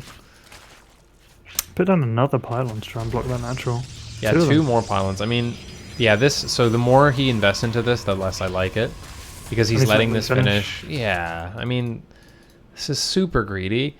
And meanwhile, while this is happening, like you want to get like a 215 Stargate in this matchup most of the time, and there's no Stargate on the way. There's no tech on the way whatsoever for control. He's completely delaying his tech for this. Even starting a cybernetics core there, just all out trying to stop the Zerg from going to 3 bases. So I don't know. I've never seen someone that's this much before. It was there was a cypher called over there. Sorry, I was so confused. So what this does is it allows the Reaper to do this, or sorry, the Adept to do the same thing that the Reaper does in trying to deny this base. But like, again, he's even letting this finish. So if he just takes the close by air third, he's fine. And so there's so much. So finally now, Control gets his Stargate down, but it's like a minute late. I don't know. I don't love it. He is being incredibly annoying. I know I would be annoyed if I had to play against this. Yeah, definitely. So it really is up to Mathis to sort of try and deal with this in an efficient way without overreacting to it. But again, it doesn't seem like he's overreacted so far. It seems like a fairly measured reaction. Yeah, and it looks like he really doesn't want to take this close by air third. So he's going to just take his natural. He's like, enough is enough. Get out of my base. Get off my lawn. So looking at the timing of how everything is, Mathis has his third base, which is really his second base. He's got it fully saturated, and he doesn't know about this Oracle yet, but like this is a really late timing now for the Oracle to come out. It's relatively not that late because everything got delayed a little bit for the Zerg as well, but Mathis is going to have a Queen and a Spore ready to go. He's got Zerglings ready to deny Control's third, so I'm not really sure how Control's going to take his third, especially because he's gone for, instead of a couple of Oracles, he's made a single Oracle, and he's going for Phoenix now with a Robo. So he's really committing to this 2-base play. We'll have to see what he does with it. Do you think he's going to go just like all in from here and try and go for the kill now that he's been harassing for the entire first part of the game? I mean, it's hard to say, right? Like, I don't personally think he's in a position right now to do an all-in. He's delayed himself so much that, yeah, he's delayed the Zerg, but like, what does he have right now? He's got 2 gateways. Okay, yeah. He's adding a Twilight, a 4. Okay, he's getting all of his buildings. Oh, the Protoss in me is just cringing so hard right now. He's getting so much. He's getting everything on 2 bases. This looks like Wings of Liberty almost. He doesn't have the economy to do too much. If an all-in does come, it's going to be quite late, because anything that if he invests in the Twilight Council, he's going to need upgrades. He's going to need to wait for that. Meanwhile, Zerg's on 3 bases and mining, so looking pretty good for Mathis. So now that he's got all those buildings, he wants to take this third, but just again, this small group of Lings, like what does Control have to take this base? If Mathis just rallies Lings here, there's only a single Oracle, which I think might have even died. So he's now having to make another Oracle just to take this third base. I mean, this is devastating. This is not... The Oracle is still out on the map. Okay, so he's actually returning to the third now. Okay, so now he's got to pull this Oracle home to try and take this third base, but these Zerglings can now just... I mean, this is already really late, right? 6 minutes, no third for the Protoss. He's got all this infrastructure, but no third base, so it's not feeling great. If he gets this probe... Yeah, a little bit annoying. Those are nice. I mean, I wouldn't say those are super nice force fields, but I mean, he does finally get his third base built, but he's supply blocked now. I'll just say, as a player who's been in this situation, because this is one of the things as a Protoss you have to work out. How do I take my third base against a Zerg? And this is not how you do it. This feels really bad. this is like, this shows me that he hasn't solved the problem of how do I take a timely third against Zerg, because I mean, Mathis is already up to 66 workers to Control's 44. His base is just halfway done now, his third base. So pretty much at this point, there's no aggression potential for Mathis until he gets, you know, a lot more gateways up. Meanwhile, we've got a roach counterattack. Sorry, not a counterattack, just a roach attack coming across the map. And yes, a scary number of roaches. This could deny the third. They could go and poke the natural and be annoying. Like, it'll be interesting to see what he tries to do with these. he's gonna trap them. But the thing is that he traps so many of them that it's not as bad as it could be. There still isn't really enough here from Control. Doesn't want to try and fight that Immortal without the rest of his roach. Yeah, he needs... So the Oracles are now out of energy because he used both of them at the same time. He's got only a few sentries and a single Immortal. If Mathis fires this Immortal right away, he's going to get it, but it does get healed by the shield battery, so it's looking pretty nice. Yeah, the shield battery is pretty good for him. He does decide to go for the sentries. Gonna get the Templar! Oh, is he going to... I don't think he's going to get it. I don't think he's going to get the Templar. The shield battery does have too much energy. Oh my goodness, it was close, and he even lifts it to try and keep it alive. That was really smart. I don't think that's the trade that Mathis wanted there. I think he definitely wanted to get more damage done with those roaches. That was quite an investment from him, but he does have the money to afford to throw away, right? He had the lead. Like it was worth a go. It just didn't pan out for him. So now that sort of the initial openers have worn off and both players are on their 3, now 4 bases for Zerg, whose position do you favor in this game? I mean, the Zerg still definitely looks like he's in control of this match. He's like up to 4 base now. Protoss only really disestablished the third and doesn't really have a clear direction, it seems like, for me, with what they're going for. Yeah, and Zerg's got their +1/+1 already finished. They could be starting their 2/2 right now, and Protoss hasn't started their +2 attack yet. So they have +1, that's about it. They're way oversaturated on their main base with no 4th base in sight. So really, Protoss is on 2.5 bases versus I would say a 4 base Zerg right now. So it's not looking great for him, but the saving grace is that he does have Storm, and there's nothing that Mathis has that really deals with Storm.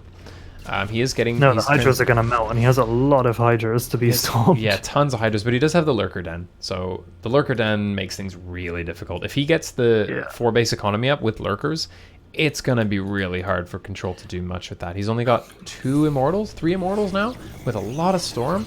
But is this the misclick Swarm Host? Like, did he mean to build that Swarm Host? Yeah, that's not. He doesn't want that. That's a hallucinated Swarm Host if I've ever seen one. You hate to see it, but it does happen sometimes. Yeah, happens to the best of us. Okay, so quite a lot of Storm for Control.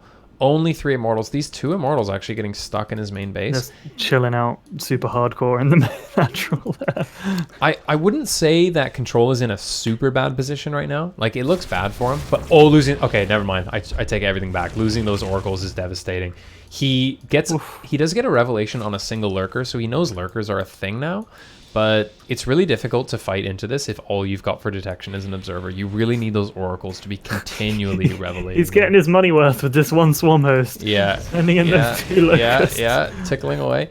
Oh, Control finally now... You know what? It might have even been anti-value because now Control realizes that his Immortals are stuck and they're going to join his army. Oh, wow. He's actually screwed himself there. But he is maxed. So it looks like Mathis is going to have to start doing something soon. He's got a bunch of Lings waiting to run by into the natural, hopefully. Yeah, so the thing that I like about Mathis' position a lot... Oh, yeah, they're going to run by, and it's not going to do anything. Quick Warpins, quick reaction. Yeah, I mean, baiting a Storm, as well. Yeah.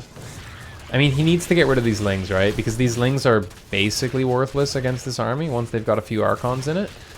He doesn't have melee attack upgrades even, so it's just... He just needs to free up the supply, so... I don't mind that too much. It could have been a nice run by if there wasn't a Zealot there, so it was worth a try. Does free him up to get a bunch more Lurkers.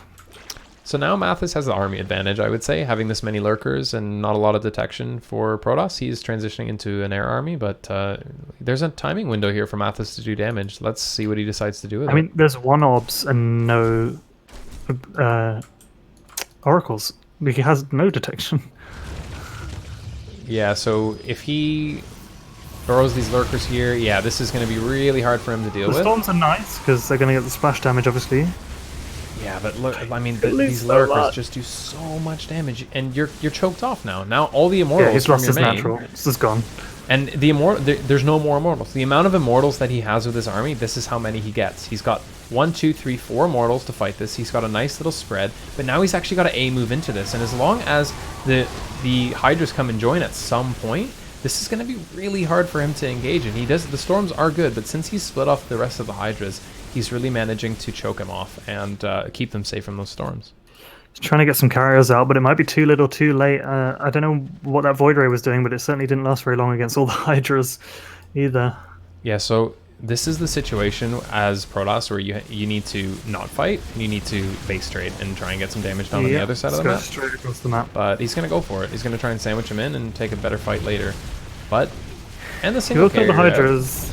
The carrier, yeah, doing its job, gets rid of the Hydras, but the Lurkers are just going to live in his natural from now until the end of the game. Here's the real ugly part. The carriers are pretty much useless in small numbers and without attack upgrades, and he's lost his cybernetics core, so they're just not going to do anything. The Lurkers do clean everything else up. A couple of Zealots warping in, trying to get some damage done. It's GG. He's out of here. Yeah, that's GG. That carrier could not carry him to victory, unfortunately. Could not carry him. That took me a minute. My puns are wasted on you, man. All right. So that brings us... Oh, I didn't even do the score last game. Oh, I feel bad.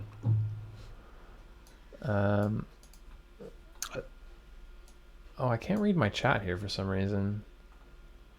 There we go. I think I'll steal his build, actually. So Gorth going, actually, his build made no sense. I love it. It sounds on brand. Kadesh says he's #1 Mathis fanboy. I mean, join the club, man. Mathis is a beast. That lurker siege up, I'm like, what is he going to do with these lurkers? He's got to make a decision. Goes right for it. Shows him how it's done. And so that takes the series to 4-1 in the favor of the Drunken Outlaws? Is that right? Yeah, I'm not sure if that means we win. We'll have to see. I wasn't really told the rules. I was just told Clanwar, you're casting. I don't know. Anything? Did you read? Nope, you and me both. Suskin said cast Clanwar, and I said okay. I think we still play the rest of the games out because the maps count for Koprulu League. Yeah. Well, I want to watch more Starcraft, so... Yeah, me too. Yeah. I would like to get at least another, I don't know, 10, 20 games in.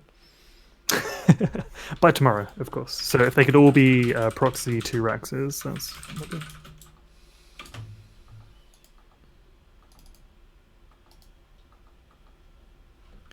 Did you manage to get a hold of... I'm messaging Loblix.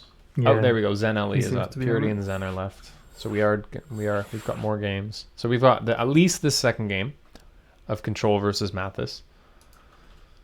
And then maybe one more? Yeah.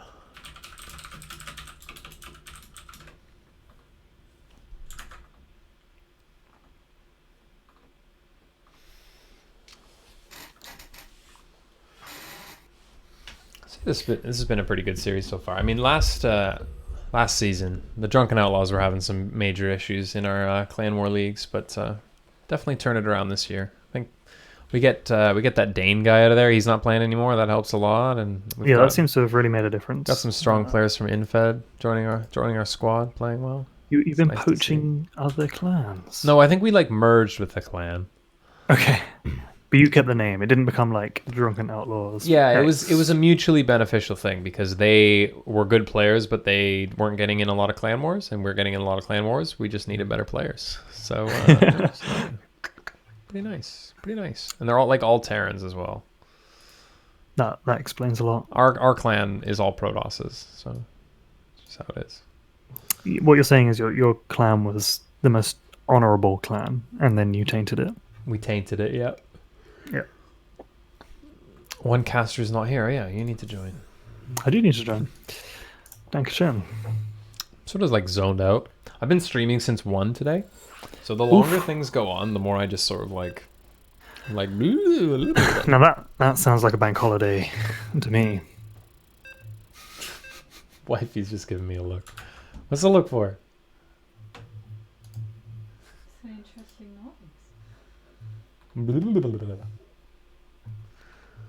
You're an interesting noise. Got him. Yeah, there's no comeback from that one. It's over. Yeah, the end of argument. Alright, we're jumping into Zen. All right, it's all you. Tell me man. your favorite thing about Zen. Oh, I'll introduce the players, but tell me your favorite thing about Zen first. I like the design of it. It's aesthetically pleasing. Do you like the wiggly path that goes through the middle of the map? Not particularly. I find that really annoying, actually. Wow, okay, cool. Starting here in the bottom left-hand position, the purple Protoss representing Panic, it's Control. Currently 0-1 down and 4-1 down in the series. And then up here in the top right-hand corner, the orange Zerg. I do like the orange Zerg, actually. It's pretty nice. It's Mathis. Yeah. Okay, let me fix the score here. So it's let me see. Control 4-1 for us? Yeah. Sounds I right. believe so. Sounds right to me. So all right, I'm gonna try not to be too critical here, right? But like, Control's just building his wall wrong. This is something that Zane would say to me and then berate me endlessly for it. So on this map, you want to put the pylon right here. I don't know if you can see on my screen, but you want to build can't it see your mouse cursor, so I have no idea. But carry on, you do. You want to build it in the center of my screen, right? Yep. And then that way you can build a gateway blocking the ramp, and then you can wall off with 2 buildings at the natural choke. But this is Oh, just, you mean where the minerals are? You can build a gateway all the way back there. yeah. You can. Oh. They've changed it specifically so that you can do this, right? So the it's pylon reaches both positions. Yeah. So this is a really awkward wall on Zen. So I think I mean, it's not too bad. I think he still can wall this off with a cyber and then leave this sort of one choke open. But he doesn't have a full wall, and I think he's going to be vulnerable to banelings. It's just going to take more buildings, and he might not be able, because he's going to have to place his second pylon at the ramp. Yep. He's not going to be able to hide his tech either. So it's like all these little things that don't sound like a huge deal, but in PvZ, everything is really important. Like all these so little the second things. pylon has to go down there, and now if he builds a Stargate, it's probably going to be near that ramp. Yeah. So Mathis is going to actually be able to see everything in Protoss's base if he's smart. Like if he thinks about it, he's like, right, he's got 2 pylons already. This is where his tech has to be. I don't actually need to sack an Overlord in his main. I can just pop him in a little bit down there, and I'll see everything. Yeah, I mean, even from where it is on that pillar, it can kind of see most things. Just has to pop over there and check to the right-hand side. Yeah, and he can see everything that's leaving the base because he knows where the hole is as well. So it's not the end of the world, but it's not ideal for him. It's not a good start, especially after going down 0-1. So do you think he's going to go for another pylon block on this third? Like, he hasn't gone to deny the natural this time, but... Yeah, I mean, I was kind of holding my breath that whole game to see how we put that game together, and I was going to be like, I'm an idiot. He just figured it out. This is amazing. But that's not what happened. I mean, and again, his Stargate is about a minute, well, about 45 seconds late this game as well, because he's opted to go for Matt's the not adept. messing around, just sends those sicklings straight there and just goes, nah, Yeah, so we're that's- not playing this dance anymore. That's quite a lot of lings from Mathis, but I think, again, I think you're right. He's just not in the mood. He's just like, no, you're going to die. The Adept is not gonna live.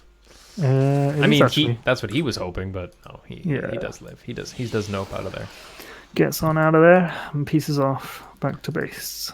So now Control's going for a Stalker after the 2 Adepts, and How these many lanes are lanes moving across the map? 10? have speed. 12? And, I mean, yeah, this is really difficult. There's no Just shield saying, battery just yet. saying. He's put it down, but okay, he's not going to be aggressive with it. Never mind. I was thinking that maybe Mathis was just going to run into Control's base, but I think the Adept made him pull back. I have to know if Banelings. Okay, so do you see that first pylon he put down? Do you Yep. think Banelings can hit that from the other No. side? Do you think that's a I tight don't- wall? I think it's tight, but I'm not sure. It's hard to tell, isn't it? I think it is. I think you're right.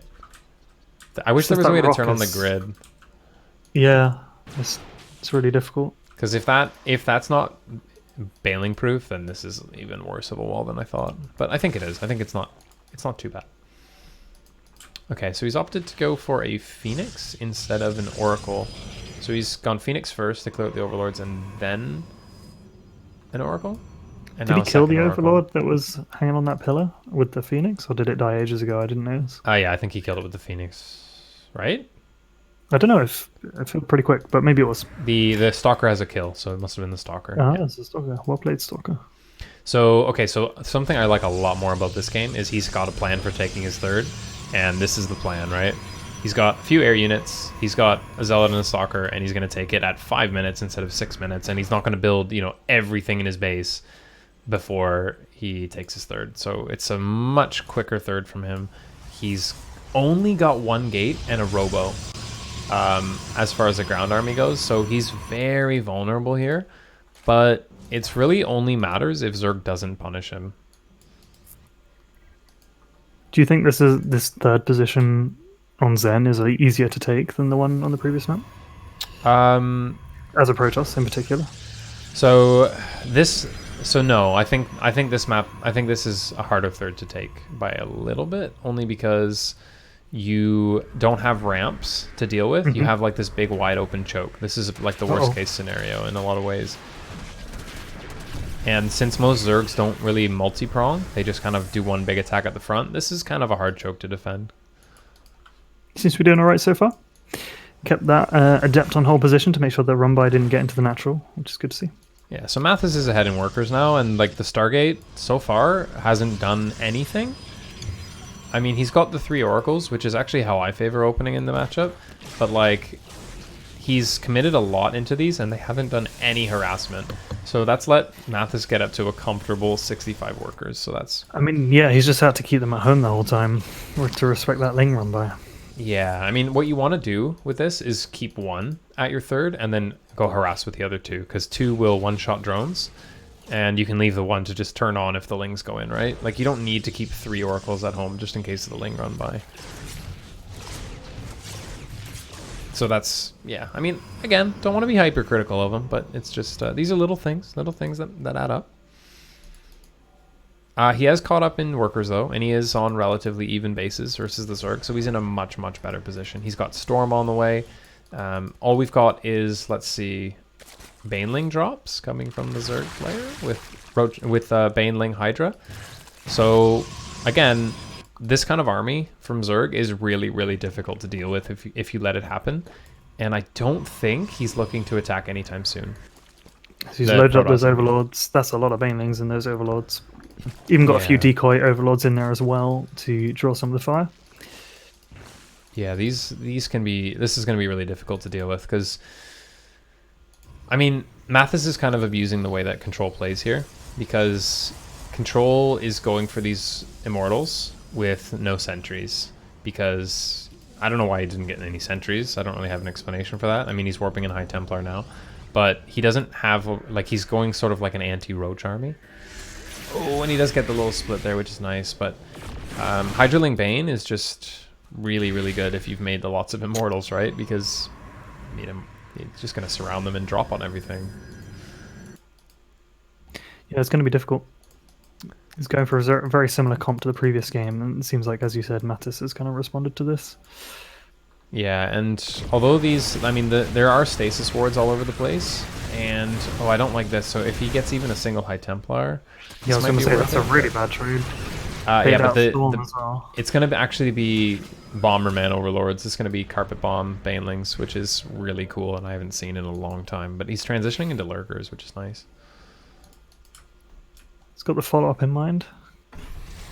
Seems like he thinks like he's not going to be able to kill with this. He's kind of just going back.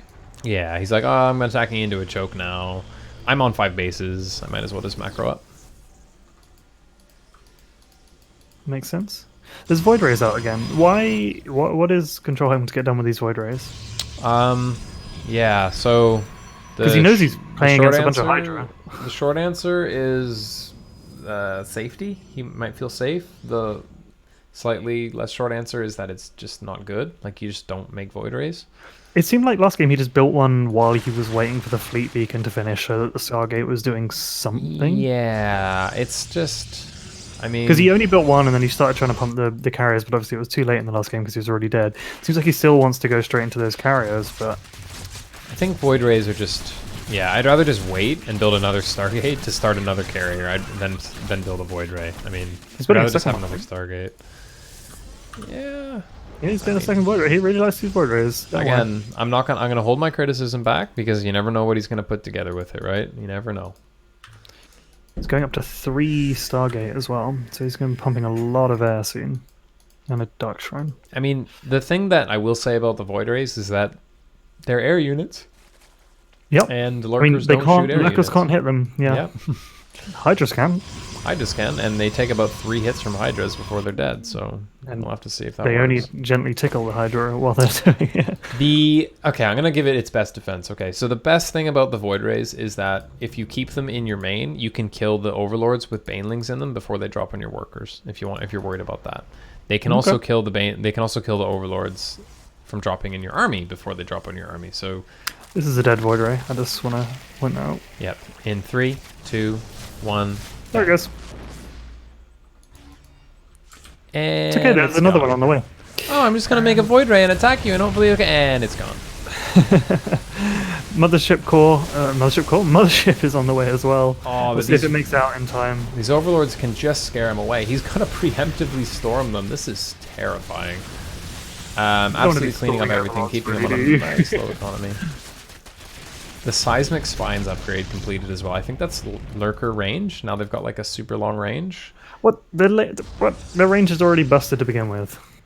It's actually not that great. So if you look at their range right now, that's the upgraded range, right? If you see them without the upgrade, they're like useless. I think you just know. I think most people just think of this as like their right, range because they always like you don't get them without the range Yeah, upgrade. they're 'cause they're useless just- without it, right? yeah. That was a big drop. Banelings just deleted 7 workers. Oh, I completely missed that.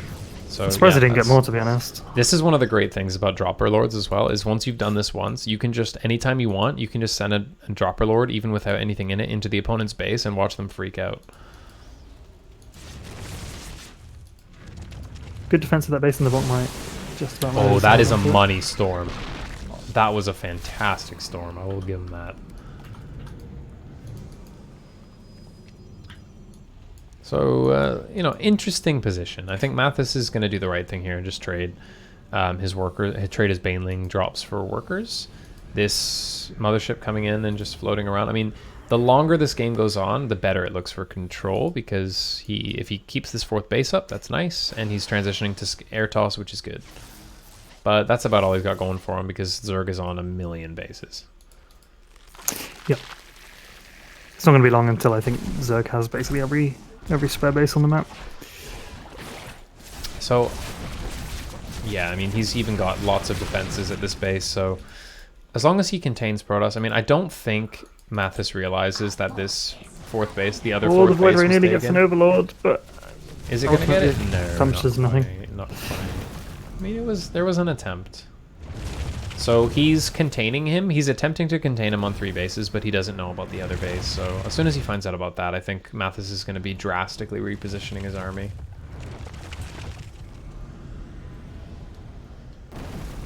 Okay, so it looks like Mathis is trying to put an attack together. He's trying to just bait out these storms here, I think. But the storm's hitting a lot of the interceptors as well, which is not ideal. Lurker's getting a nice little pot shot. And a run-by of... Not often you see this. A run-by of Hydralisks. Oh, he pulls it back. I actually think that would have been a nice move. He's only got 1 cannon there. Probably would have done a decent amount of damage. So this time, a little bit different from Control. He's kept this Oracle alive, so he's able to reveal these Lurkers. Not that that was the deciding factor in the last game, but... Oh, this is a big Overlord drop. There's nothing to kill, though. Yeah, All the probes have gone. he's just sort of manipulating his army out of the way. So now he's got to pull something even further back, right? I mean, these Dropper Lords are going into the main now. They're going all the way, boys. Okay, so there is a single Lurker in there, which is nice. And Yeah, what's he right, going to right. warp in? Is the time now Control? Is this when we fight? Okay, these Banelings going to roll around. Okay, the fight's happening now. Yeah, they're It's both max. I time. mean, Control has a lot of bank as well, so he can rebuild stuff when this fight does end. Oh, but as soon as he walks into that Lurker range, he just gets half his army deleted. The multitasking has to happen now. Now he's got to worry about 3 different fronts, right? These lurkers are even in range of these cannons and pylons at the 3rd. He is dropping on the other side of the map. I don't know what he's sent across, but Control has some units. Yeah, he's just sent a few stalkers, I think. I think he's... I mean, I was going to say maybe he's just trading out his stalkers, but he's not. He's still got stalkers under his army, so... Yeah. Yeah, you don't want stalkers. I mean, Not really. here's what I don't understand at this current moment. Why why Control doesn't just go and use his air units to kill these lurkers. Yeah, And he figures it nothing out. to defend them. Yep. Yeah. There's only a matter of time, really, until that all happened. Yeah, so this is now a really nice position. The time warp's on the ramp. The lurkers need to retreat. They're just getting absolutely destroyed. Still That's not actually really good for Control. What's that? This is a really good engagement with Control. Yeah, that's what he needed, right? He needed to take control of the high ground and abuse that. Still one single lurker here, just poking away. He's gonna use a He's gonna have to use a revelation just on that. Oh no, he's got a couple observers. What are these? Oh, more overseers. Oh, maybe there's been some DTs going across the map.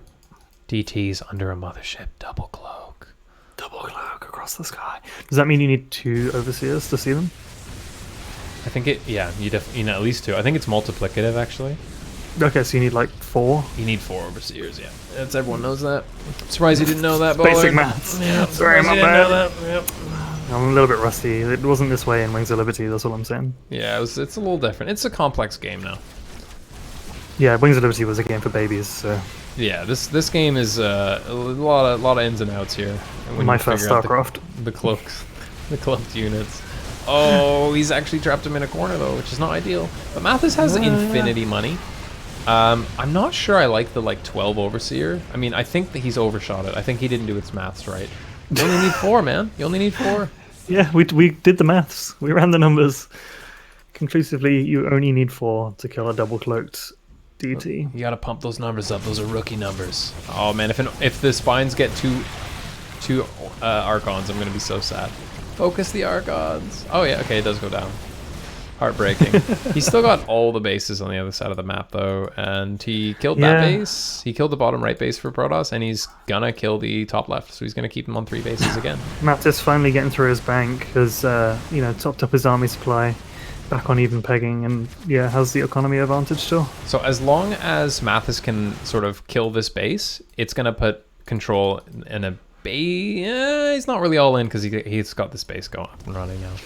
So this is nice for him. I think Mathis wants him to be all in though, right? He wants to just put him in a position where he has to just attack and hope he wins, and then just whittle his army down with attrition. Okay, was that a mistake, Infestor? Nope, there's like 4 of them. Wow. No, there's a whole boatload of them. Oh, are we gonna see Microbial Shroud? Sorry, I'll put that baby. in a nerdier voice. You think we're gonna see my microbial shroud this game? What does Microbial Shroud do, Dane? No one knows. Nobody Nobody knows. No knows one's what ever used Microbial it. No one has ever used it before. It's It was the impossible. That's a lot of replacement to the sport. infested Terran. I It's wondered just- where all of Mathis' workers went, and apparently he just built 100 spore cores. You know what Microbial Shroud is? It's like a beacon for where to storm. It's like, here you go. My Hydras are here. Please don't be mean. In case you couldn't see them before. Okay, so Protoss is stuck on a ramp. There's a pretty scary Zerg army coming towards it. Yeah, And that doesn't look good. the economic situation is actually looking better for Protoss now. He's got 1 mining base. He's taking Even a- workers. but Yeah, not the Zerg's even already been lurkers. pushed back. He's lost 1, 2, 3, 4 bases recently, I think. Yeah, I do like this from Control. He's relentlessly expanding, and he's taking down this hatchery with his DTs. This is what you need Yeah, to be that's doing. one of the only mining hatcheries as well. Yeah, this is a really annoying thing to do, and if he can Oh, manage... will he get it? He's not gonna get it. He's not gonna get it. No, Mathis saves it. That's beautiful, but That's he needs to heal clutch. it. He needs to heal it because it's very low. Well, he's only got the queen with no energy. It's actually Nearby. on fire. This is Yeah, it's gonna burn down. That's really worrying. this for him. is a hatchery on fire, not a banana, but still just as worrying. That skin does stress me out because, like, where are the SCVs? They need to repair. Yeah, it immediately makes me think like it needs to be healed. It's like the same sound effect as well, isn't it? Okay, so Control's like, oh, I didn't get it? Okay, I guess I'm just gonna all in it with my whole Bring fucking army. the entire fucking boys. Okay, Yeah, he got it. so does Mathis make this worth it for him? Does he go in? Does he engage it? I mean, he's got to do something about it. He's got 34 workers left. Mathis' reaction is to do absolutely bugger all. Okay, so I like that Mathis is splitting off a bunch of his Hydras, and he's going to go for the army and for the attack. So he's going to go for his base, tit for tat. He's got 2 bases he can attack here. He's going to split and gonna take go for both both of them. Yeah, that's nice. That's what he needs. Both players in a pretty poor economic situation. The thing that's nice for Mathis is he's got his upgrades. He's got his 3-3, and he doesn't have any both workers these anymore there. bases. No, he does not. But you know what Zerg can do? They can make 12 workers at a time. Well, not with 3 hatches, 4 hatches. Yeah, and if he loses this army, so yeah, you don't want to trade. You just want to get it and get out. But Actually, with 4 hatches, he can make exactly 12 workers at a time. I'm pretty screwed. Yeah, I did the math, Bullard. Okay, all right. I totally got lucky with that, but I'm not gonna say that. All right, so still a difficult engagement for Mathis because of Storm. All he's really got is a few lurkers and a bunch of stuff that dies to Storm. I think it's really looking good for Control here. I think he's pretty stable at the moment. Yeah, I think this is like your dream situation versus late game Zerg. Like you're stable and he's not somehow. I don't know how this has happened, but you've actually got more bases than the Zerg.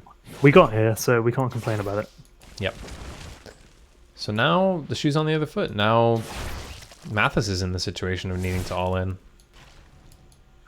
There's a lot of Hydras. We got a Mexican standoff here. He's like, oh, you can't attack me in my spores. Control's like, yes, super, dude. I'm not going to attack into your spores. Deal. No problem. Now you got to multitask because I'm attacking you with Stalkers and a DT. Does this many Hydras just kill Skytoss? I don't know. Ooh, nice little position for him. So only because of Storm, the answer is no. Oh, I forgot about the Storm. Yeah. I was trying to think what splash he had still. Yeah, he's got he a has lot of high of temps. Storms. Yeah, it's They're all full energy as well. the saving grace is these lurkers and the slow push from the spores. But this little Stalker run by, man, this is the kind of thing that wins games. I mean, if he pulls back, he's gonna pull back a bunch of stuff. He's gonna get these, and I don't think he cares about this hatchery that much, but like, he's on 20 workers. He's getting all the tech. Yeah, and he's getting the spores too, which actually doesn't matter at all, but it could have mattered. Okay, so every DT that dies here is a big deal, I think. This is nice for Mathis to clean this up, since he has the static D at his main. It's going to lose that back base again, though, to more DTs. Yeah. No cancel. So the tools that Protoss has here, DT, Zealot run by, even Stalker run by, is really powerful here. And Mathis not really knowing how to deal with it. He's so focused on this front fight. He's all in. This is it. Yeah. So this is the fight. He's got to win the fight. And he's down. He's got the same army supply, just way less workers. So now the timer's on. He's got to win the fight. He's got to kill the bases. He's got to win the fight. He's got to get the girl. Let's see how many of these things he can do. My money's on him getting the girl, but I'm not sure about the rest. Okay, so 1 base down. That's a good start. That's definitely, that needed to happen. He's going to lose a lot of spore. And I guess he can't even really kill the spores ever. Yeah. Doesn't have enough of a ground army to attack them. He can focus fire these lurkers though, and that's all that keeps the High Templar away. So, not ideal. The one thing here is the air upgrades for the Protoss are not great. So you see these carriers, they seem scary, but he doesn't have any upgrades for them. Like, he's only got +1, which doesn't do all that much versus Tempests are now so it's really just the starting to show up storms. Yeah, I don't know what's going on with the Tempests. Maybe just to poke away at the spores? Not too sure. Yes. 9 workers though. I mean, you talk about all in. This is as all in as it gets. Just I mean, the thing is, I still think he DTs. can win. He's in an okay position. He needs to attack that top left base. I don't think he he just does needs to that. kill the bases, man. Like, not really Like sure he- what he's scared of. He can get a He's few sent big a bunch of fungals. Hydras down to the bottom base again, and he goes, well, it's not here, so he must know that it must be somewhere else. Yeah, exactly. So the army slowly grows for Protoss. He's getting these Spore DTs Crawlers for are slowly free. dying as well. Yeah, he's okay. So if I can see this fight going his way if he gets some big fungals on the Protoss There you go, army. he's found the base But he's now. off creep. He's off creep. He needs to fungal right here. Yep, nice. Gradually kite away. Another fungal would be good. There we go. Kite. More fungals. Nice. Another fungal. Microbial shroud. Okay. There's some Storm shrouds, here, that's please. what we wanted to Yep, see. Yep. That's actually the first time I've seen that in an actual game. This is beautiful. Okay, he's got a oh, he's funneling him into a choke. This is good. And then he's going to be stormed to But death. then you storm to death and it's over. And that's game over, yeah. Yep. So as predicted, the microbial shroud not going to be the game changer that Blizzard thought it would be. Nope. Storm's still good. I mean, I don't want to call it too early here, but I think Control is going to run away with this game here. GG. Interestingly, if you took Mattis' entire army, it would nearly fit into Control's supply cap. That's how little of an army he has. Yeah, and it's only getting smaller. All he's really got are a bunch of overseers now. Well, GG's. So that brings us to 5-2 or 4-2 now. Yeah, 4-2 in the series in favor of the DOH. The DOH boys. Okay, so definitely bringing things a little closer now. Nice to see that. Makes things competitive. It wouldn't be worth winning if we just ran away with it, you know? Amen. Suskin get getting you. pretty hype in the chat. Singing the DOH theme tune as far as I can see. He's getting Shroud. He's got Shroud. Everyone's hyped for Shroud. So he actually got Shroud. And then he just got stormed in the Shrouds. Like, that's the meme, but that's actually what Yeah, happened. actually what happened. Yeah, exactly Yeah. verbatim what happened. Yeah. It's even worse if they've got disruptors because it's the same size. Just like, here's where you put your disruptor ball. Just do this. All right. While they set this up, is this over now? GG's? I think that might be Is it. all done? So is it just the score then is just 4-2? I think it might be a 4-2 victory for the DOH boys. Okay, cool. All right, nice. All right, that was a nice series of games. We got Yeah, it's really fun. several matchups. Yeah. I really enjoyed the second TVTs. I think there was some really exciting stuff going on there. And then that PVZ was pretty nuts at the end to close it out. Yeah, I Okay. mean, as much as I was critical of Control's like early builds, I think the way he plays his late game is pretty strong. He's got the multitasking, he's got the DTs. I like Mathis' timing attack with the lurkers, and I like his pressure early game. But yeah, definitely a nice series between those two. Yeah, really enjoyable to watch. All right, well, that's going to be it for today then, guys. Thank you very much for checking out the stream. Really appreciate it. Hope you guys enjoyed the games as much as we did. Thank you very much for joining me, Ballard. Thank you very much for having me. It's been an absolute pleasure, as always, and we'll have to get you on some more of these casts. This was really good. Awesome stuff. I look forward to it. All right. All right, so I'm going to say goodnight to everyone. Thanks for checking out the stream, guys. If you haven't already, please do give it a follow. I'm trying to stream every day now. I mean, this is basically, I'm treating it as my job. So the more support you can show, the nicer it is for me. So I really appreciate it. And I hope you guys have a really good night, and I'll see you guys again tomorrow. Have a good one.